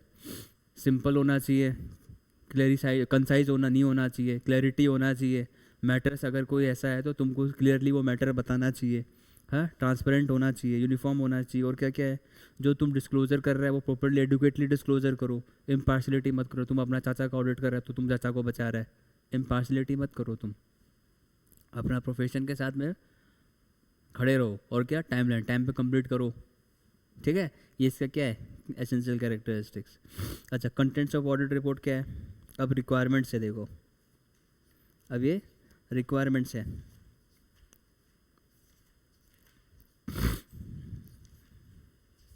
अच्छा, ज़्यादा चैप्टर बचा नहीं है ना? हाँ, इतना जल्दी ख़त्म कर दिया। देखो इसमें क्या है, पहला चीज़ देखो, the auditor in his report will report whether the best of his knowledge the information the accounts and the financial information are true and fair view at the end of the financial period and for the year according to the section 143 subsection 3 he will report was। देखो वही बात, क्या तुमने पूरा सही information लिया है? पहला पॉइंट देखो, क्या तुमने क्या सही इन्फॉर्मेशन लिया है? अगर लिया है तो कैसे लिया, क्यों लिया? ठीक है, अगर तुम ब्रांच का ऑडिट कर रहा है तो क्या तुमने ब्रांच का फाइनेंशियल स्टेटमेंट्स तुमने लिया है? ठीक है, क्या तुमने अकाउंटिंग स्टैंडर्ड्स फॉलो किया है? क्या तुमने अकाउंटिंग पॉलिसी को फॉलो किया है? क्या तुमने बिजनेस और एथिकल रिक्वायरमेंट्स को फॉलो किया है? ये सब सारा चीज़ इसमें आएगा। देखो, financial statements comply with accounting standards. ठीक है, और क्या क्या बोला है? Whether the report of the branch office the company will audited by person other than the company auditor has been sent the provision and the matter in which he has deal this. अगर तुम branch audit कर रहे हो तो तुम उस auditor ने कैसे उस ब्रांच का ऑडिट किया वो देखना होता है। अगर कोई रिजर्व, अगर तुम कोई ऐसा ओपिनियन दिया है कि तुम उस ओपिनियन को रिजर्व करके रखा है, अगर तुम ओपिनियन को रिजर्व करके रखा है तो वो भी तुमको डिस्क्लोज करना पड़ेगा। ओपिनियन रिजर्व करना मतलब क्या? ओपिनियन दिया है तुम, रिजर्व करना मतलब क्या होता है? रिजर्व करना मतलब क्या होता है? क्या होता है रिजर्व करना? हाँ, अभी बोले मेरा नाम अभिलाष है, मैंने रिजर्व कर लिया, मतलब क्या? मैंने सोच लिया मेरा नाम अभिलाष है, मतलब क्या होता है कि भाई हाँ ठीक है, we will consider, consider list में डालना, भाई ठीक है, यस। जब तक दूसरा ना उसको यूज़ करे, ठीक है तुम्हारा नाम अभिलाष ही रहेगा, वी विल कंसीडर, उसको बोला जाता है रिजर्व। तुम अपना ओपिनियन दिया मतलब क्या? यस ठीक है, I will give your opinion unless, ये वर्ड क्या होता है, अनलेस, ठीक है, तो यही बात है इसमें। What are the companies have internal financial control, ये नेक्स्ट चैप्टर पे आएगा। और in case of any matters required to be included in the audit report, the auditor say that this section is unsaid, the negative with a classification, the report shall retain shall state the reason। अगर कोई तुम negative opinion दे रहा है तो तुमको ये बताना पड़ेगा कि तुम वो निगेटिव ओपिनियन क्यों दिया। अब तुम हंस के तो निगेटिव ओपिनियन देगा नहीं, अरे यार मेरे मन में आया निगेटिव ओपिनियन देना है, चल दे दिया। रीज़न बताना पड़ेगा तुमको, तुम्हारे मन पे जो आएगा तुम वो नहीं बोल सकता ना, बोल सकता है क्या, नहीं बोल सकता। और क्या बोला है, in case of a government company when the CAG has issued any direction to the auditor, among the rights will include the directions issued by the CAG। सीधा सा बात है, गवर्नमेंट ऑडिट में CAG का रोल है, ultimate role CAG का है। और क्या है, according to a section if the auditor in course of the audit period has a reason to believe that the offence has been created of a fraud against the company by the officer, then immediately report the matter to central government। मतलब reporting of fraud by two central government, सीधा सा मतलब। और rule 11 में क्या है, other matters आएगा। क्या क्या, जैसे कि कोई लिटिगेशन चार्जेस, कोई कंपनी के अगेंस्ट केस चल रहा है, वो तुमको डिस्क्लोज करना होता है। याद रखना रूल 11 में सबसे पहले लिटिगेशन केसेस, ये तुमको डिस्क्लोज करना है। दूसरा चीज़ क्या करना है, अगर कोई ऐसा अकाउंटिंग स्टैंडर्ड्स आया है, कोई अकाउंटिंग पॉलिसीज आया है, वो तुमको डिस्क्लोज करना होगा, ठीक है। और लास्ट में क्या होगा, जैसे कि कोई डिले हुआ, जैसे मैंने ये बताया, अगर डिविडेंड का पैसा ट्रांसफ़र नहीं किया तो इन्वेस्टर एजुकेशन प्रोटेक्शन फंड में वो डाल देगा। तो ये 3 बात याद रखना है रूल 11। क्या, लिटिगेशन केसेस, अगर कोई नया अकाउंटिंग स्टैंडर्ड से अकाउंटिंग पॉलिसीज आया तो वो तुमको फॉलो करना है। और ये IEPF investor education protection fund, अगर कोई ऐसा अगर तुम पैसा ट्रांसफ़र किया है तो उसका डिटेल्स तुमको रूल 11 में रेफर करना है, ठीक है, ओके। अच्छा, नेक्स्ट टॉपिक क्या है, what are the elements of audit report. पहला क्या है, ऑडिट रिपोर्ट, टाइटल। टाइटल मतलब किस कंपनी का तुम लोग ऑडिट कर रहा है, ये कंटेंट्स पूछता है एग्जाम में। पहला क्या है, टाइटल। उसके बाद एड्रेसी, एड्रेसी कौन होगा, एड्रेसी, सॉरी टाइटल में मतलब क्या है, तुम कौन सा ऑडिट कर रहा है, टाइटल में तुम कौन सा ऑडिट कर रहा है। जैसे कि क्या लिखा है इसमें, in order to determine differentiate the audit report from the other report it must be an appropriate title such as independent auditor report. उसके बाद एड्रेसी, एड्रेसी कौन, जिसका तुम ऑडिट किया। उसके बाद क्या आएगा, ऑडिटर्स ओपिनियन। यहाँ से तुम्हारा पैराग्राफ स्टार्ट होता है। पहला क्या आएगा, टाइटल, एड्रेसी, ऑडिटर्स ओपिनियन। उसके बाद उसके साथ जो थर्ड स्टेप है, स्टेप 3, जो ओपिनियन है, वहाँ से स्टार्ट करो। अब तुम ओपिनियन बनाया, अब ओपिनियन तुम कौन सा बेसिस पे बनाया वो देखना है। तुम बेसिस क्या करेगा, जैसे कि मैंने कौन सा स्टैंडर्ड ऑडिटिंग तुम अप्लाई किया। उसके बाद refer the section that the auditor responsibility and the standards on auditing। उसके बाद that auditor is independent of entity with relevant ethical requirements। उसके बाद state that the auditor believe that the audit evidences obtained by him sufficient and appropriate। Crux लिखो, crux देखो इसका। सबसे पहले SAOA, SAA standards on auditing। उसके बाद क्या क्या है, उसके बाद क्या है, रिस्पॉन्सिबिलिटी, ऑडिटर का रिस्पॉन्सिबिलिटी। सबसे पहले देखो ऑडिट मेरे को कैसे करना है, स्टैंडर्ड्स ऑन ऑडिटिंग के साथ। अगर स्टैंडर्ड्स ऑन ऑडिटिंग के साथ मेरे को ऑडिट करना है तो ये ऑडिटर का रिस्पॉन्सिबिलिटी है, वो फॉलो करेगा। अगर वो फॉलो करेगा तो ऑडिटर क्या होगा, इंडिपेंडेंट होगा। अगर ऑडिटर इंडिपेंडेंट होगा तो क्या होगा, तुमको क्या करना है, जो तुम ऑडिट एविडेंस ऑब्टेन करेगा, ऑडिट एविडेंस क्या होना चाहिए तुम्हारा, रेलिवेंट एंड रिलायबल होना चाहिए, ठीक है। ये 4 बात याद रखना है इसमें, बेसिस ऑफ ओपिनियंस में। स्टैंडर्ड्स ऑन ऑडिटिंग, ऑडिटर को फॉलो करना होगा। फॉलो करने के लिए तुमको क्या करना पड़ेगा, इंडिपेंडेंट होना होगा। इंडिपेंडेंट के साथ क्या करना होगा, ओपिनियन लेना होगा। और ओपिनियन कैसे आएगा, ऑडिट एविडेंस से ओपिनियन आएगा, ठीक है। और क्या है, रिपोर्ट ऑन एजम्पशन, हमेशा एज्यूम करेगा कि हाँ भाई गोइंग कंसर्न है, 570 ऐसे 570 याद रखना, गोइंग कंसर्न। उसके बाद की ऑडिट मैटर्स। की ऑडिट मैटर्स का मतलब क्या होता है, वो मैटर्स जो कि थोड़ा ज़्यादा इंपॉर्टेंट है और ऑडिटर अपना रिपोर्ट में उसको, अपना फाइनल ऑडिट रिपोर्ट में एक नोट बना के उसको डिस्क्लोज कर देगा, ठीक है। Which are of a matter of concern, उसको की ऑडिट मैटर्स बोला जाता है। Which are the matters of concern, okay. उसके बाद रिस्पॉन्सिबिलिटी ऑफ फाइनेंशियल स्टेटमेंट। अब मेरे को ये बताना है कि मैंने जो फाइनेंशियल स्टेटमेंट बनाया है ये मैंने एप्लीकेबल फाइनेंशियल रिपोर्टिंग फ्रेमवर्क के हिसाब से बनाया है, ठीक है। मतलब मैंने अकाउंटिंग स्टैंडर्ड फॉलो किया, मैंने अकाउंटिंग पॉलिसी फॉलो किया, मैंने जनरल अकाउंटिंग प्रिंसिपल्स फॉलो किया, जो रूल्स रेगुलेशन जो लिखा है मैंने वो रूल्स फॉलो करके मैंने फाइनेंशियल स्टेटमेंट्स बनाए। तो दो बात याद रखना है। क्या बात याद रखना है कि फाइनेंशियल रिपोर्टिंग फ्रेमवर्क, और दूसरा क्या है, गोइंग कंसर्न बेसिस। क्या क्या? Financial reporting framework and going concern basis. अब ऑडिटर का क्या रिस्पॉन्सिबिलिटी होगा इस केस में? ऑडिटर का क्या रिस्पॉन्सिबिलिटी होगा? ऑडिटर का ये रिस्पॉन्सिबिलिटी होगा ना कि जो वो फाइनेंशियल स्टेटमेंट का ऑडिट करेगा वो यही देखेगा कि वो मिसस्टेटमेंट नहीं होना चाहिए, वो एरर फ्री होना चाहिए। अब वो एरर फ्री करने के लिए वो क्या देखेगा? रिस्क फैक्टर देखेगा, मटेरियल मिसस्टेटमेंट्स देखेगा, फ्रॉड फैक्टर्स देखेगा, नेचर ऑफ एनवायरनमेंट्स देखेगा। वो सारा पॉइंट्स इसमें लिखा गया है। मर्टिलिटी लेवल देखेगा इस केस में, ठीक है, और इंटरनल कंट्रोल तो देखना ही देखना है। ये सारा जनरल पॉइंट्स हैं जो तुमको देखना है, ऑडिटर का रिस्पॉन्सिबिलिटी बनता है।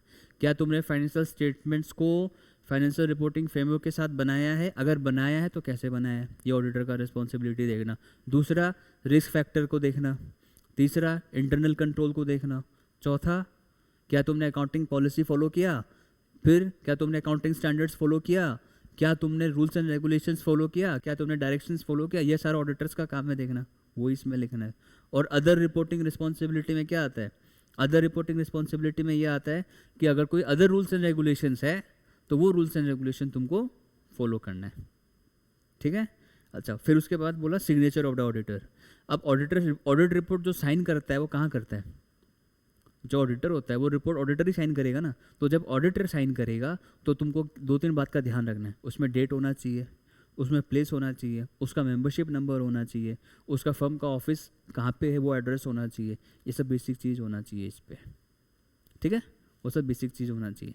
और प्लेस ऑफ सिग्नेचर है ही जहाँ पे तुम ऑडिट रिपोर्ट साइन करेगा, ये सब चीज़ देखना है। और डेट तो देना ही है, but not later than what? But not later than what?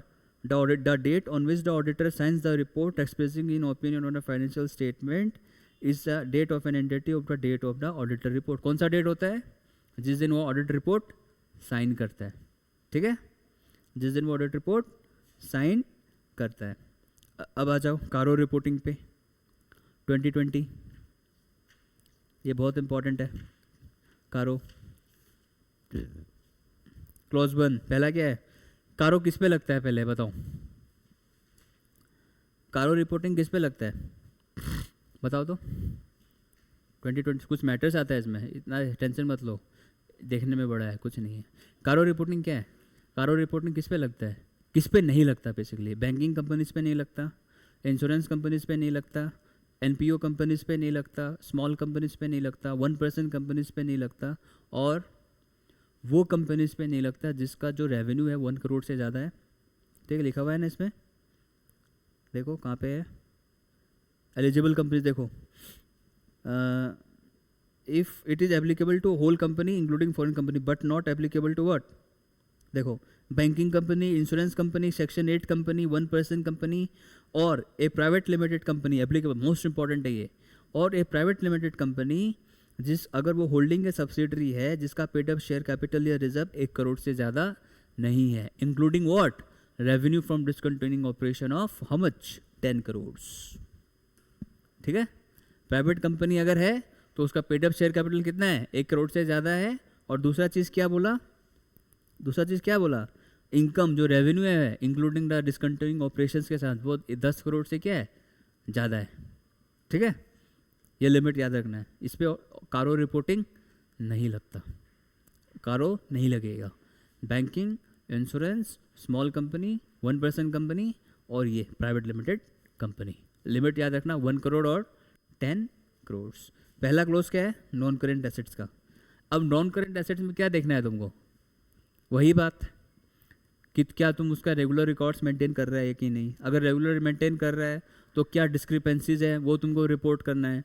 अगर डिस्क्रिपेंसीज रिपोर्ट करना है तो वो 10% से ज़्यादा नहीं होना चाहिए। ठीक है, लिखा हुआ है ना। अगर 10% से ज़्यादा कोई डिस्क्रिपेंसीज होता है तो तुमको क्या करना होगा? उसको रिपोर्ट करना पड़ेगा।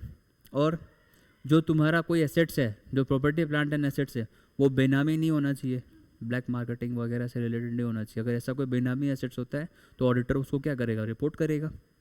करेगा कि नहीं बताओ? हाँ, तो वो सब चीज़ है। इन्वेंट्री में क्या देखना है तुमको? क्लॉज 2, क्लॉज 3 का पहला सेक्शन है क्लॉज 1 क्या है, फिक्स एसेट्स मतलब प्रॉपर्टी प्लांट एंड इक्विपमेंट, ठीक है। उसके बाद क्या है, इन्वेंट्री। इन्वेंट्री में क्या देखना है कि क्या तुम अपना रीजनेबल इंटरवल पे इस इन्वेंट्री को वेरीफाई करता है या नहीं। अगर वेरीफाई करते हो तो उस पर ये देखो कि कुछ वेस्टेज नहीं है, डिस्क्रिपेंसी नहीं है। डिस्क्रिपेंसी 10% से ज़्यादा नहीं होना चाहिए।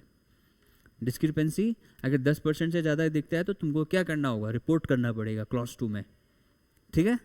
और क्या बोला है कि whether during any point of time the company have sanction any working capital limits. अगर तुमने इन्वेंट्री लिया है, करंट एसेट्स लिया है, तो क्या तुम्हारे पास में वर्किंग कैपिटल जो है वो 5 करोड़ से ज़्यादा का है। अगर 5 करोड़ से ज़्यादा का है तो वो भी तुमको ऑडिटर को रिपोर्ट करना पड़ेगा। इन्वेंट्री में 2 बात याद रखना, क्या, पहले फिजिकल वेरिफिकेशन करो। फिजिकल वेरिफिकेशन करने के बाद में अगर कोई डिस्क्रिपेंसी दिख रहा है, डिस्क्रिपेंसी का मतलब क्या होता है, 10% से ज़्यादा है तो रिपोर्ट करो।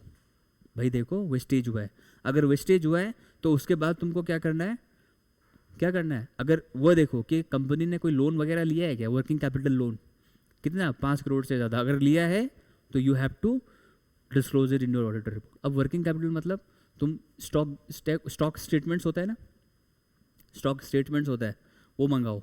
तुम वैल्यू करो कि भाई देखो 5 करोड़ का है या नहीं स्टॉक्स उसके पास, वो ऑडिटर चेक करेगा, स्टॉक स्टेटमेंट चेक करेगा। इसमें तो इसमें क्वेश्चन फ्रेम हो सकता है कि भाई अगर वर्किंग कैपिटल अगर 5 करोड़ से ज़्यादा का है या 5 करोड़ तक का है तो उसके हिसाब से तुमको कारो रिपोर्टिंग में डिस्क्लोज करना पड़ेगा। Yes I have to disclose, ठीक है। और क्लॉज 3 क्या होता है, बहुत इंपॉर्टेंट है, investment providing guarantee security loans और एडवांसेस। इसमें क्या आएगा, इसमें क्या आएगा बताओ, whether during the year the company has made any loans advances. तो इसमें क्या देखना है तुमको, सबसे पहले whether during the year company has provided any loan in the nature of the loan provided security और नॉट एप्लीकेबल टू प्रिंसिपल, तो इंडिकेट व्हाट, कि अगर तुमने लोन दिया है कोई भी कंपनी को तो तुम क्या देखेगा, पर्पजेस ऑफ लोन क्या है, कितना उसका ड्यूज़ है, कितना उसका अमाउंट पेंडिंग्स पड़ा है वो तुमको देखना है, और कितना बैलेंस आउटस्टैंडिंग पड़ा है। अगर मेरा बैलेंसेस आउटस्टैंडिंग पड़ा हुआ है तो तुमने क्या मेजर लिया कि तुम पैसा रिकवर किया है, तुमको ये देखना है इस पर, ठीक है, तुमको ये सब देखना है। और क्या पॉइंट्स बोला है, वेदर द इन्वेस्टमेंट और guarantee provided and the conditions of the grant has been fulfill और नॉट। तुम किस पर्पजेस के लिए लोन लिया है वो देखो, लोन का पर्पजेस देखो क्या है। और क्या है, शेड्यूल रीपेमेंट। शेड्यूल रीपेमेंट मतलब कौन सा पीरियड तक तुम लोन का पेमेंट कर रहा है, कौन सा डेट, ड्यू डेट्स, वहाँ पे साइड में लिख लो ड्यू डेट्स, उसका साइड में लिख लो ड्यू डेट्स, ठीक है। अच्छा, अगर तुम्हारा आउटस्टैंडिंग 90 दिन से ज़्यादा है तो तुम क्या करेगा, इसमें क्या लिखा है, if the amount is overdue for more than 90 days the whether any steps has been taken for its recovery, ठीक है। अगर 90 डेज से ज़्यादा है मतलब 3 महीना से ज़्यादा पड़ा है, तुम पेमेंट नहीं किया, तो क्या कंपनी ने स्टेप्स उठाए उसका रिकवरी के लिए, वो भी ऑडिटर रिपोर्ट करेगा। और वेदर एनी लोन्स और advances during the year has been renewed और एक्सटेंडेड और settled the overdues of the existing loan given to the same parties up to specified the amount of dues renewed और extended. अगर तुम्हारे पास में कोई loan था, क्या वो तुम लोन एक्सटेंड कराया या रेन्यू कराया, अगर रेन्यू कराया तो बताओ कब कराया, और तुमको मैटर रिपोर्ट करना पड़ेगा, ठीक है। उसके बाद में क्या बोला, whether the company has granted any loans in the nature of the loan either repayable on demand to specify the terms or period of repayment. If so, specify the aggregate amount, percentage of the total loans, aggregate amount of loans to promoter, related parties, etc. मतलब अगर तुमको loan का repayment करना है और वो loan किसका है, प्रोमोटर्स का है, और किसका है, कोई रिलेटेड पार्टीज़ का है, वो लोन स्पेसिफाई करो, उसका रिपेमेंट डेट देखो कब दे रहा है। तो ये सारा चीज़ क्या है, you have to specify it. तो दिस इज़ वेरी इंपॉर्टेंट, ठीक है। और क्या आएगा, क्लॉज 3 सबसेक्शन 4 में क्या है, loan to directors and investment by the companies. अगर कोई लोन डायरेक्टर लेता है उसके बारे में तुमको रिपोर्ट करना है, डायरेक्टर का लोन। फिर डिपॉजिट्स, अगर कोई कंपनी डिपॉजिट्स कर रहा है तो कंपनीज एक्ट का रेफरेंस लिखना है इस पर, तो कंपनीज एक्ट के हिसाब से तुमको वो डिपॉजिट क्या करना है, एक्सेप्ट करना है, ठीक है। 71, 72, 73 याद है सेक्शन, हाँ 71 से, हाँ। और उसके बाद कॉस्ट रिकॉर्ड्स 148 वो तुमको मेंटेन करना है। और स्टैट्यूटरी ड्यूज़ का मतलब क्या है, अगर तुम्हारा कोई अनडिस्प्यूटेड टैक्सेस है, मतलब तुम्हारा कोर्ट पे कोई केस चल रहा है, कोई टैक्सेस का, इनडायरेक्ट टैक्सेस का, डायरेक्ट टैक्सेस का, income tax, GST, VAT, sale tax, central sale tax, कोई employ provident fund, insurance, gratuity का कोई वो चल रहा है, वो उसको डिस्प्यूटेड बोलते हैं हम लोग। अनडिस्प्यूटेड का तो कोई लफड़ा नहीं है, तुम वो ड्यू डेट पे पेमेंट कर देगा। तो अनडिस्प्यूटेड का है तो तुमको डिस्क्लोज करना पड़ेगा कौन सा फोरम पे केस चल रहा है, कितना अमाउंट का केस चल रहा है, कब तक ये केस चल रहा है, वो तुमको डिस्क्लोज करना है। बोला है ना कि इसमें क्या बोला, in case of the income tax और सेल टैक्स, वेल टैक्स और क्या custom duty, then determine the amount involve and whether the dispute is pending shall be mentioned. ये तुमको बताना पड़ेगा, ये कारो रिपोर्टिंग पे आएगा। और क्या क्या है, क्लास है क्या 430 से? 430 से क्लास है क्या? 436 हो गया ऑलरेडी। Let's continue tomorrow.